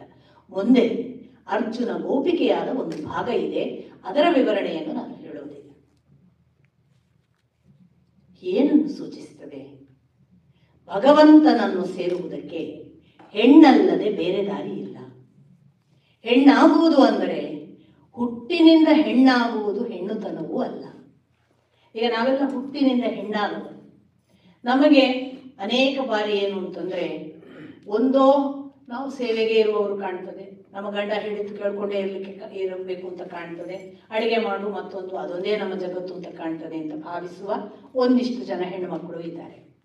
ಇನ್ನು ಕೆಲವರು ಗಂಡ ಹೇಳುವುದು ಸರಿ, ಅವನು ಜೊತೆಗೆ ನಾನು ಸ್ನೇಹಿತೆಯ ಹಾಗಿದ್ದೇನೆ, ಅವನು ನಾವು ಮಿತ್ರರು, ನಾವು ಒಟ್ಟಿಗೆ ಪಥ ನಡೀತೇವೆ ಅನ್ನುವ ಭಾಗದವರು ಇದ್ದಾರೆ. ಹೆಣ್ಣು ಮಕ್ಕಳು ಮಾತ್ರ ಯಾಕೆ ಕೆಳಗೆ, ಗಂಡಿಗೆ ಯಾಕೆ ಉತ್ತಮ ಅವಸ್ಥೆ, ನಾನು ಅವನಿಗೆ ಯಾಕೆ ಈಕ್ವಲ್ ಆಗಬಾರ್ದು ಅಂತ ಹೇಳುವ ಫೈಟ್ ಮಾಡುವ ಒಂದು ಜಗತ್ತು ಇದೆ. ಇದು ಯಾವುದು ಹೆಣ್ತನ ಅಲ್ಲ. ಹೆಣ್ತನ ಪ್ರತಿ ಒಂದರಲ್ಲಿ ಕೂಡ ಸಾರ್ಥಕತೆಯನ್ನು ಕಂಡು ಮಾಡಿದ್ದು ಎಲ್ಲವೂ ಭಗವಂತನಿಗೆ ಸಲ್ತಿದೆ ಅನ್ನುವ ಭಾವದಿಂದ ಸಕಲ ಸಮರ್ಪಣಾ ಭಾವವೇ ತನ್ನಲ್ಲಿ ಇರುವುದು ಅಂತ ಭಾವಿಸುವ ನದಿಯಾದರೆ, ಭಾವಿಸುವ ಒಂದು ಮರವಾದರೆ, ಹಾಗೆ ಭಾವಿಸುವ ಎಲ್ಲ ಪ್ರಾಕೃತಿಕ ಜೀವಸತ್ವಗಳನ್ನು ನಮ್ಮೊಳಗೆ ಆವಾಹಿಸಿಕೊಂಡರೆ ಆಗ ಜಗತ್ತಿನ ಹೊರಗೊಂದು ಪರಿಪೂರ್ಣತೆಯನ್ನು ಸೃಷ್ಟಿಸಿದ ಸಂತೋಷವನ್ನು ಪ್ರತಿ ಸ್ತ್ರೀ ಪಡೆಯಬಹುದು. ಹೀಗೆ ಹೇಳಿದ ಕೂಡಲೇ ಇದನ್ನೇ ಕ್ಯಾಪಿಟಲೈಸ್ ಮಾಡಿ ಹೆಣ್ಮಕ್ಳನ್ನ ಅಸ್ತ್ರ ಮಾಡಿ ಹೀಗಿರಬೇಕು ಅಂತ ದೇವರ ದಾರಿಯಲ್ಲಿ ಹೇಳಿದ್ದಾರೆ ಅಂತ ಯಾರಾದರೂ ಮಿಸ್ಗೈಡ್ ಮಾಡಿದರೆ ಅದಕ್ಕೆ ನಾನು ಹೊಣೆಯಲ್ಲ. ಆದರೆ ಹಾಗೆ ಇರುವುದು ಅಂತತಃ ನಮಗನ್ನಿಸಿ, ನಾನು ಈಗಾಗಲೇ ಹೇಳಿದ ಹಾಗೆ ನನ್ನ ಜೊತೆಗಿನ ಗಂಡ ನನ್ನ ಮಗು ಅನ್ನುವ ಭಾವ, ನನ್ನ ಮಕ್ಕಳೆಲ್ಲ ಶ್ರೀಕೃಷ್ಣನ ರೂಪಗಳು ಅಂತ ತಿಳಿದು ಅವರಿಗೆ ಹಾಕುವ ಊಟ, ಪ್ರತಿ ಮಗುವಿಗೆ ಮಾಡುವ ಅಡುಗೆ ಅದು ಕೃಷ್ಣ ಊಟ ಮಾಡ್ತಿದ್ದಾನೆ ಅಂತ ತಿಳಿದು ಮಾಡುವ ಅಡುಗೆ, ಆಗ ನಮಗೆ ಉಂಟಾಗುವ ಸಾರ್ಥಕತೆ, ಆ ಮೂಲಕ ನಾವು ಪಡೆಯುವ ಸಾಧ್ಯತೆ, ಅದು ಅಧ್ಯಾತ್ಮದ ತುತ್ತ ತುದಿ, ಅದು ಪರಾಕಾಷ್ಠೆಯನ್ನ ನಾವು ಮುಟ್ಟಬಹುದಾದ ಸ್ಥಿತಿ. ಒಂದೊಮ್ಮೆ ಅದಲ್ಲದ ಕನಿಷ್ಠ ದೈಹಿಕ ಅವಸ್ಥೆ ಮಾತ್ರವಾದರೆ ಅದು ದುರದೃಷ್ಟವಶಾತ್ ನಮ್ಮ ದೇಹದ ಮೇಲೆ ಆಕರ್ಷಣೆಯಾಗಿ, ದೈಹಿಕ ಆಕರ್ಷಣೆಗಾಗಿಯೇ ಹೆಣ್ಣನ್ನ ತನಗೆ ಬೇಕಾದ ವಸ್ತುವಿನ ಹಾಗೆ ಬಳಸುವ ಮತ್ತು ಆ ಬಳಕೆಯನ್ನೇ ತನ್ನ ಅಸ್ತ್ರ ಅಂತ ಭಾವಿಸಿ ತನ್ನ ದೈಹಿಕ ಪೌರುಷವನ್ನು ಅವಳ ಮೇಲೆ ತಾನು ತೋರಿಸುವುದರಿಂದ ತಾನು ಪ್ರಧಾನನಾದೆ ಅಂತ ತಿಳಿಯುವ ಗಂಡು ಸಾಕ್ಷಾತ್ ತನ್ನ ಅಧಪ್ಪತನಕ್ಕೆ ಕಾರಣನಾಗ್ತಾನೆ. ಆದರೆ ಹೆಣ್ಣಿಗೇನು ಆಗುವುದಿಲ್ಲ ಅಂದಾಗ ನನ್ನ ಇನ್ನೂ ಒಂದು ರಿಕ್ವೆಸ್ಟ್, ಪ್ರತಿ ಹೆಣ್ಣು ಹಾಗೆ ಬಂದಂತಹ ಗಂಡನ್ನು ಮಗುವಾಗಿ ಮಾಡುವುದಕ್ಕೆ ಪ್ರಯತ್ನ ಪಡಬೇಕು. ಎಲ್ಲ ಗಂಡಿನ ಒಳಗೊಂದು ಮಗು ಇದೆ, ಅದು ದುಷ್ಟತನದ ಪರಾಕಾಷ್ಠೆಯಲ್ಲಿದ್ದಾಗಲೂ ಕೂಡ ಆ ಮಗುವನ್ನು ಎಚ್ಚರಿಸುವ ಸಾಮರ್ಥ್ಯ ಇರುವುದು ತಾಯಿಗೆ ಮಾತ್ರ, ಬೇರೆ ಯಾರಿಗೂ ಸಾಧ್ಯ ಇಲ್ಲ. ಯಾವ ಹೆಣ್ಣು ಕೂಡ ಅದನ್ನು ಮಾಡಬಹುದು. ಒಂದು ಸಂದರ್ಭದಲ್ಲಿ ನಮ್ಮ ಮೇಲೆ, ನಾನು ಒಂದು ಬಸ್ಸಿನಲ್ಲಿ ಪ್ರಯಾಣ ಮಾಡ್ತಿದ್ದೆ, ಆಗ ಇನ್ನು ಸೂಪರ್ ಡಿಲಕ್ಸ್ನಲ್ಲಿ ರಿಸರ್ವೇಷನ್ ಎಲ್ಲ ಇರಲಿಲ್ಲ. ನಾನು ಆಗ 23-24 ಬೆಂಗಳೂರಿಗೆ ಪ್ರಥಮ ಬಾರಿ ಪ್ರಯಾಣ, ರಾತ್ರಿಯ ಹೊತ್ತು. ನನಗೆ ಉಡುಪಿಯಲ್ಲಿ ಹತ್ತುವಾಗ ನನ್ನ ಪಕ್ಕದಲ್ಲಿ ಯಾರು ಬರ್ತಾರೆ ಗೊತ್ತಿಲ್ಲ. ಆ ಸೀಟಿನಲ್ಲಿ ನನಗೆ ತುಂಬ ಬೆಳಗಿನ ಸಂಜೆವರೆಗೆ ನಾನು ಕಾಲೇಜಿನಲ್ಲಿ ಪಾಠ ಮಾಡಿ ನಾಟಕದ ಅಭ್ಯಾಸಗಳನ್ನು ಮಕ್ಕಳಿಗೆ ಮಾಡಿಸಿ ದಣಿದು ಬಂದಿದ್ದೆ. ನನಗೊಂದು ಒಳ್ಳೆಯ ನಿದ್ರೆ. ನಾನು ಶಾಲ್ ಹೊತ್ತು ಗ್ಲಾಸಿಗೆ, ಯಾಕಂದರೆ ಕಿಟಕಿ ಬದಿಯ ಸೀಟ್ ಇತ್ತು, ನಾನು ಮಲಗಿದ್ದೇನೆ. ಮಂಗಳೂರಿನಲ್ಲಿ ಮತ್ತೊಬ್ಬ ಹತ್ತಿದ, ಅವನು ಬಂದು ನನ್ನ ಪಕ್ಕ ಕೂತ. ನಾನೊಮ್ಮೆ ಹೀಗೆ ನೋಡಿದೆ, ಅವನು ಗಂಡಸು ಕೂತಿದ್ದಾನೆ ಗೊತ್ತಿತ್ತು. ನಾನು ನನ್ನ ಯಥಾ ಪ್ರಕಾರದ ಆ ಸ್ಥಿತಿಯಲ್ಲೇ ಮುಂದುವರಿದೆ. ಅವನು ಸ್ವಲ್ಪ ಹೊತ್ತಿನ ನಂತರ ಅವನ ಕೈ ನನ್ನ ತೊಡೆಯ ಹತ್ತಿರ ಬಂತು. ನಾನು ಏಕಾಏಕಿ ನಿರ್ಣಯ ಮಾಡಲಿಲ್ಲ. ಕೆಲವೊಮ್ಮೆ ನಿದ್ದೆಯಲ್ಲಿ ಕೈ ಬಿಡಬಹುದು. ನಾವು ಎಲ್ಲವನ್ನು ಒಂದು ಅತೀ ಎಂಡಿಗೆ ಹೋಗಿ ನೋಡಬಾರದು ಅನ್ನುವುದು ನನ್ನ ನಿರಂತರ ಜಾಯಮಾನ. ನಾನು ನನ್ನ ನಿದ್ದೆಯ ಗಣ್ಣಲ್ಲಿ ಅವನ ಕೈಯನ್ನು ಗಮನಿಸಿದೆ. ಅದು ಎಚ್ಚರವಿತ್ತು, ಅದು ಅಲುಗಾಡ್ತಿತ್ತು. ನನಗೆ ಗೊತ್ತಾಯಿತು ಅವನು ಎಚ್ಚರದಿಂದ ನನ್ನ ತೊಡೆಗೆ ಕೈ ತಂದಿದ್ದಾನೆ. ನಾನು ಅವನು ಮಾಡುವ ಆ ಕ್ರಿಯೆಯನ್ನು ಒಂದಿಷ್ಟು ಕಾಲ ಸಹಿಸಿಕೊಂಡು ಸ್ವಲ್ಪ ಕ್ಷಣದ ನಂತರ ಆ ಕೈಯನ್ನು ನನ್ನ ಕೈಯಿಂದ ಹಿಡಿದು, ಅಂದರೆ ಬಹಳ ಉಗ್ರವಾಗಿ ಅಲ್ಲ, ಬಹಳ ಸಾತ್ವಿಕವಾಗಿ ಪ್ರೇಮ ಭಾವದಿಂದ ಅವನ ಕೈಯನ್ನು ನನ್ನ ಕೈಯಲ್ಲಿ ಹಿಡಿದು, ನೀವು ಏನು ಮಾಡ್ತಿದ್ದೀರಲ್ಲ ಇದರಲ್ಲಿ ನನಗೆ ಚೂರೂ ಆಸಕ್ತಿ ಇಲ್ಲ, ನೀವು ನಿದ್ರೆ ಮಾಡಿ, ನಾನು ನಿದ್ರೆ ಮಾಡ್ತೇನೆ ಅಂತ ಅವರ ಕೈಯನ್ನು ಆಚೆಗಿಟ್ಟು ಅವನ ಆ ಬಳಿಕ ಬೆಂಗಳೂರುವರೆಗೆ ನನಗೇನು ಮಾಡಲಿಲ್ಲ. ನಾನು ಯಾಕೆ ಈ ಮಾತು ಹೇಳ್ತೇನೆ ಅಂದರೆ, ನಮಗೆ ಹೀಗೊಂದು ಪ್ರೇಮ ಭಾವದಿಂದ ಯಾವ ಗಂಡಸನ್ನಾದರೂ ಪರಿವರ್ತಿಸುವ ಎಲ್ಲ ಶಕ್ತಿ ಇದೆ. ಒಂದು ಹೆಣ್ಣು ರೇಪ್ ಆದರೆ ಅವಳ ಪ್ರೊಟೆಸ್ಟೇ ಕಾರಣ. ನಾನು ಹೀಗೆ ಹೇಳಿದ್ರೆ ಇದೆಲ್ಲ ಅತಿರೇಕಗಳು ಅಂತ ನಿಮಗೆ ಕಾಣ್ಬೋದು. ಪ್ರೊಟೆಸ್ಟ್ ಮಾಡದೆ ತಾನೇ ತನ್ನ ಬಟ್ಟೆ ತೆಗೆದು ಬಾ ಅಂದರೆ ಅವನು ಬರೋದಿಲ್ಲ. ನೆನಪಿಟ್ಟುಕೊಳ್ಳಿ, ಅವನು ಬರೋದಿಲ್ಲ. ಅವನಿಗೆ ತಾನಾಗಿ ಬೆತ್ತಲಾಗುವ ತಾಯಿಯನ್ನು ನೋಡುವುದಕ್ಕೆ ಸಾಧ್ಯ ಇಲ್ಲ. ಆ ಶಕ್ತಿ ಸಾಧ್ಯತೆಗಳೆಲ್ಲ ಹೆಣ್ಣಿನಲ್ಲಿದೆ. ಆದರೆ ನಮ್ಮಲ್ಲಿ ಏನಾಗಿದೆ ಅಂದರೆ, ಹೀಗೆ ಮಾಡಿದರೆ ಹೀಗೆ ಮಾಡು, ಅದು ಅದಕ್ಕೆ ಪ್ರತಿರೋಧವಾಗಲಿ ವಿರುದ್ಧವಾಗಿ ಮಾಡು ಅಂತಲೇ ಟ್ರೈನಿಂಗ್ ಕೊಡುವುದು ಹೊರತು, ಎದುರಿಗೆ ಬಂದವ ಒಂದು ಮಗು ಅವನಿಗೆ ಗೊತ್ತಿಲ್ಲದೆ ತಪ್ಪು ಮಾಡ್ತಾನೆ, ಅವನನ್ನು ಪ್ರೀತಿಸಿ ಪರಿವರ್ತಿಸು ಅಂತ ಹೇಳಿಕೊಡೋದಿಲ್ಲ. ಅಷ್ಟೆಲ್ಲಿ ಸಮಯ ಇದೆ ಅಂತ ನೀವು ಕೇಳಬಹುದು. ಹೌದು, ದುರಂತಗಳು ಗೊತ್ತಿಲ್ಲದೆ ಕ್ಷಣ ಮಾತ್ರದಲ್ಲಿ ಸಂಭವಿಸ್ತವೆ, ಇಲ್ಲ ಅಂತ ನಾನು ಹೇಳೋದಿಲ್ಲ. ಆದರೆ ಎಲ್ಲವೂ ಸಾಧ್ಯ. ತಮಿಳುನಾಡಿನಲ್ಲಿ ಒಂದು ಪ್ರಯಾಣ, ನಾವು 12 ಜನ ಇದ್ದೇವೆ. ನಮ್ಮ ಜೊತೆಗೆ ಮಕ್ಕಳಿದ್ದಾರೆ. ನಾನು ಬಿಟ್ಟರೆ 4 ಹುಡುಗರಿದ್ದಾರೆ ನನ್ನ ಜೊತೆಗೆ, ಒಂದು 25 ಹುಡುಗರು. ಏಕಾಏಕಿ ತಮಿಳುನಾಡಿನ 2 ಗಾಡಿಗಳು ಬಂದು ನಮ್ಮ ಗಾಡಿ ನಿಲ್ಲಿಸಿದವು. ಯಾಕೆ ಅಂತ ನಮಗೆ ಗೊತ್ತಿಲ್ಲ. ನಿಲ್ಲಿಸಿದ್ದು ಮಾತ್ರ ಅಲ್ಲ, ಕಾಲಿನಿಂದ ಡೋರ್ ಒದ್ದು ಒಳಗೆ ಬಂದು ನಮ್ಮ ಡ್ರೈವರಿನ ಹೊಟ್ಟೆಗೆ ಒದ್ದ. ಪ್ರಥಮದಲ್ಲಿ ಬೂಟ್ ಹಾಕಿದ 6 ಅಡಿಯ ಗಂಡಸು. ನಾನು ಇಮಿಡಿಯೇಟ್ ಡ್ರೈವರ್ನ ಹಿಂದೆ ಇದ್ದವಳು ಎದ್ದು ನಿಂತು ತಕ್ಷಣ ಅವನ ಭುಜದ ಮೇಲೆ ಕೈ ಇಟ್ಟು ಸಾರಿಪ್ಪ, ಏನಾಯಿತು, ಯಾಕೆ ಅಂತ ಕೇಳಿದೆ. ಇಷ್ಟೇ ನಾನು ಕೇಳಿದ್ದು. ಬಹುಶಃ ಆ ದಿವಸ ನಾನು ಹಾಗೆ ಕೇಳದೆ ನಮ್ಮ ಜೊತೆಗಿರುವ ಹುಡುಗರೆಲ್ಲ ಎದ್ದು ಯುದ್ಧಕ್ಕೆ ತೊಡಗಿದರೆ ನಮ್ಮಲ್ಲಿ ಯಾರದ್ದಾದರೂ ಒಬ್ಬರ ಹೆಣ ಬೀಳ್ತಿತ್ತು. ಯಾಕೆಂದರೆ ಅವರು ಅಂಥ ಗಾಡಿಸಿ ಆಳುಗಳು 10 ಜನ ಇದ್ದರು 2 ಕಾರಿನಲ್ಲಿ. ನಮ್ಮಲ್ಲಿದ್ದದ್ದು ಒಬ್ಬ ಡ್ರೈವರು, ಇನ್ನು 4 ಸಣ್ಣ ಸಣ್ಣ 25 ವರ್ಷದ ಶ್ರೀವತ್ಸನಂತಹ ಬಡಕಲು ದೇಹದ ಹುಡುಗರು. ನಾನು ಕೇಳಿದ ಇಷ್ಟೇ. ನಾನು ಅವನು ಕಣ್ಣಿಗೆ ಕಣ್ಣಿಟ್ಟು ಮುಖವನ್ನು ಪ್ರೀತಿಯಿಂದ ನೋಡಿ ಭುಜದ ಮೇಲೆ ಕೈ ಇಟ್ಟು, ಸಾರಿಪ್ಪ, ಏನಾಯಿತು, ಯಾಕೆ, ಕ್ಷಮಿಸಿ, ಇಷ್ಟೇ ಅಂದದ್ದು. ಅವನು ಹೀಗೆ ಮೇಲಿಂದ ಕೆಳಗೊಮ್ಮೆ ನೋಡಿದ, ಇಳಿದು ಹೋದ. ಬಿಡು ಅವರನ್ನು ಅಂದ. ನಾನು ಯಾಕೆ ಈ ಮಾತು ಹೇಳ್ತೇನೆ ಅಂದರೆ, ನನ್ನನ್ನು ಕೊಚ್ಚಿಕೊಳ್ಳುವುದಕ್ಕಲ್ಲ. ನಾವು ಈ ಪಥ ನಡೆಯುವಾಗ ಅಧ್ಯಾತ್ಮ ಅನ್ನುವುದು ಭಗವಂತನ ಧೀಶಕ್ತಿಯಾಗಿ ಪ್ರತಿ ಹೆಣ್ಣಿನಲ್ಲಿ ಇದೆ. ಭಗವಂತನ ಧೀಶಕ್ತಿ ಹೆಣ್ಣಿನಲ್ಲಿ ಹೆಚ್ಚು ಜಾಗೃತವಿದೆ ಅನ್ನೋದೇ ನನ್ನ ಇಷ್ಟು ಮಾತಿನ ಅರ್ಥ. ಆದರೆ ಅವಳಿಗಿರುವ ಸಾಧ್ಯತೆ ಗಂಡಿಗೆ ತುಂಬ ತುಂಬ ಕಡಿಮೆ ಇದೆ. ಆ ಎಲ್ಲ ಸಾಧ್ಯತೆಗಳನ್ನು ಬಳಸುವ ಕಡೆಗೆ ಅಧ್ಯಾತ್ಮ ಪಥ ನಮ್ಮನ್ನು ಒತ್ತಾಯಿಸ್ತದೆ. ಆ ಎಲ್ಲ ಸಾಧ್ಯತೆಗಳನ್ನು ನೀವುಗಳು ಕೂಡ ನಡೆಯುವಂತೆ ಆದರೆ ನನ್ನ ಮಾತು ಸಾರ್ಥಕ. ನಡೆಯದೆ ಉಳಿದರೆ ನಾವು ದ್ರೌಪದಿಗೆ, ನಾವು ಸೀತೆಗೆ, ನಾವು ಅಹಲ್ಯೆಗೆ, ನಾವು ಪಂಚ ಮಾತೃಕೆಯರು ಅಂತ, ಪಂಚಕನ್ಯಕೆಯರು ಅಂತ ಯಾರನ್ನು ಕರಿತೇವಲ್ಲ, ಪಂಚಕಂ, ಅದು ಪಂಚಕನ್ಯೆಯರಲ್ಲ, ಪಂಚಕಂ ಅಂತ ಅಪ್ಪ ಹೇಳ್ತಾರೆ.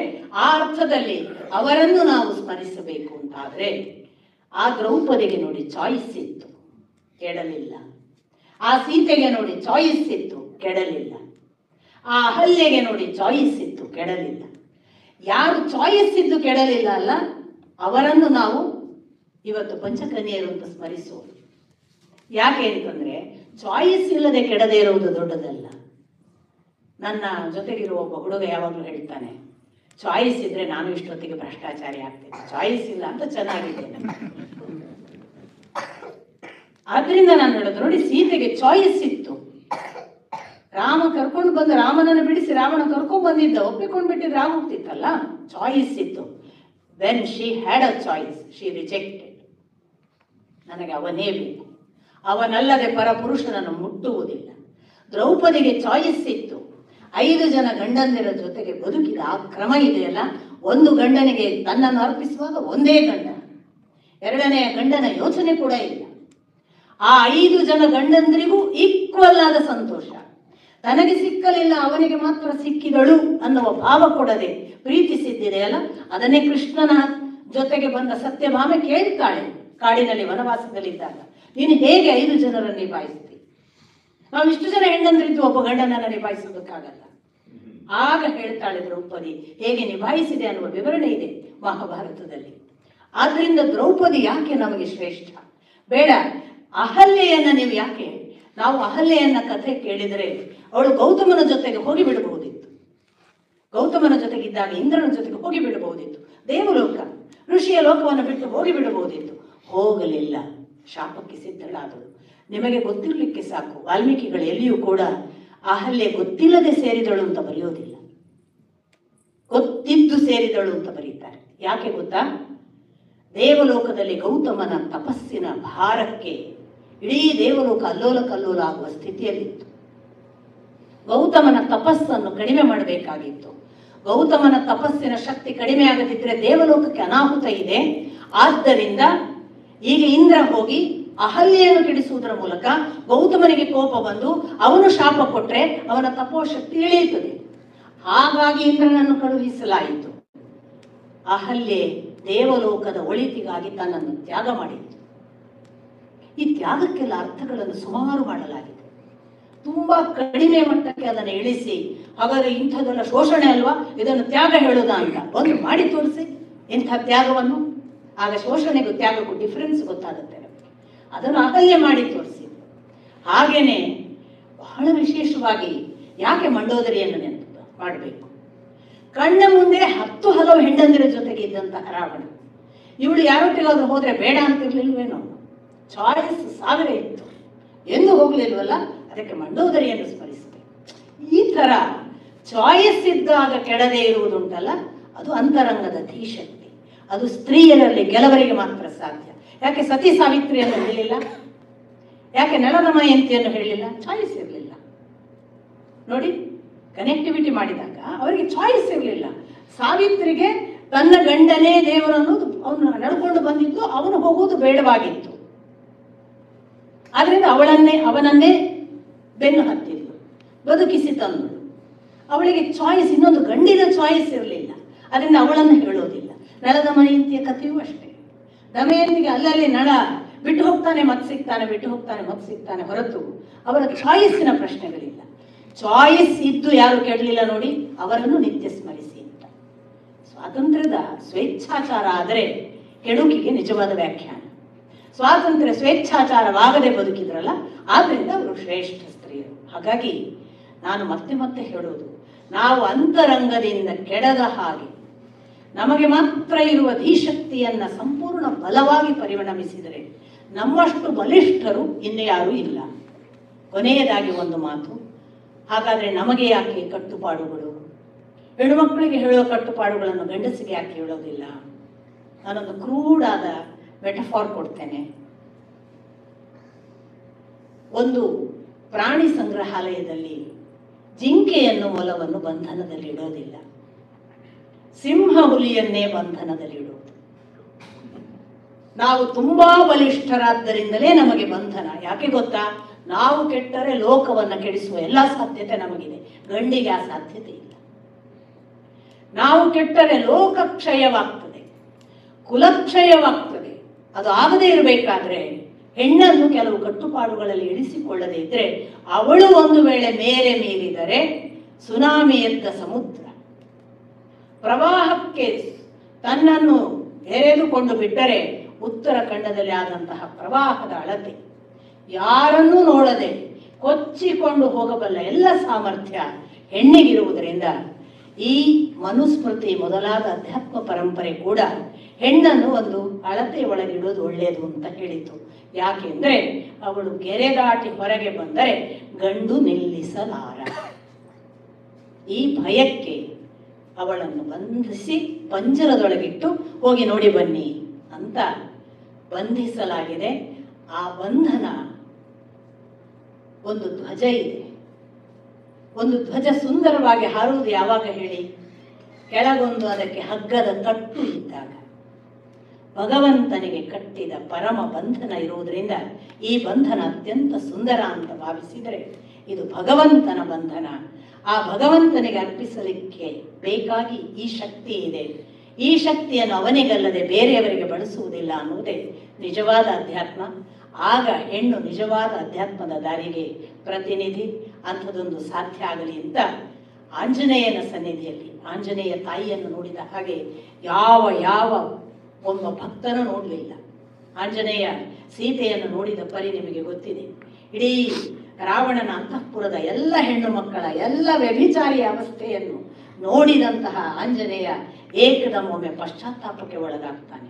ನನ್ನ ಬ್ರಹ್ಮಚರ್ಯ ಹಾಳಾಯಿತ, ನಾನೀಗ ಹೋಗಿ ಎಲ್ಲ ಹೆಣ್ಣು ಮಕ್ಕಳ ಬಿದ್ದ ಮೊಲೆಯ, ಕೋರುವ ತೊಡೆಯ, ತುಟಿಯಲ್ಲಿ ಜೊಲ್ಲು ಸುರಿಸುವ, ಯಾವುದೋ ಆಕಾರಗಳಲ್ಲಿ ಮಲಗಿದ ಬೆತ್ತಲಾದ, ಅರೆಬೆತ್ತಲಾದ ಹೆಣ್ಣು ಮಕ್ಕಳನ್ನೆಲ್ಲ ಅಕ್ಷರಶಃ ಕೂಲಂಕಷವಾಗಿ ನೋಡಿದ್ದೇನೆ.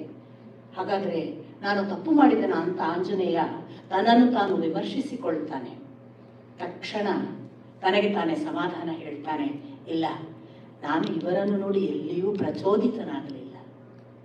ನನ್ನ ದೈಹಿಕ ಅಪೇಕ್ಷೆಗಳಿಗಾಗಿ ನಾನು ನೋಡಿದ್ದಲ್ಲ. ಮತ್ತೆ ನನ್ನ ತಾಯಿ ಇಲ್ಲಿದ್ದಾಳ ಅಂತ ಸೀತೆಯನ್ನು ಹುಡುಕಿದ್ದೇನೆ. ಅಂತ ಸೀತೆಯನ್ನು ಹುಡುಕುವ ಭಾವ ಇದ್ದರೆ ಯಾವ ಬೆತ್ತಲೆಯ ತಾಯಿಯೂ ಕೂಡ ತಾಯಿಯೇ.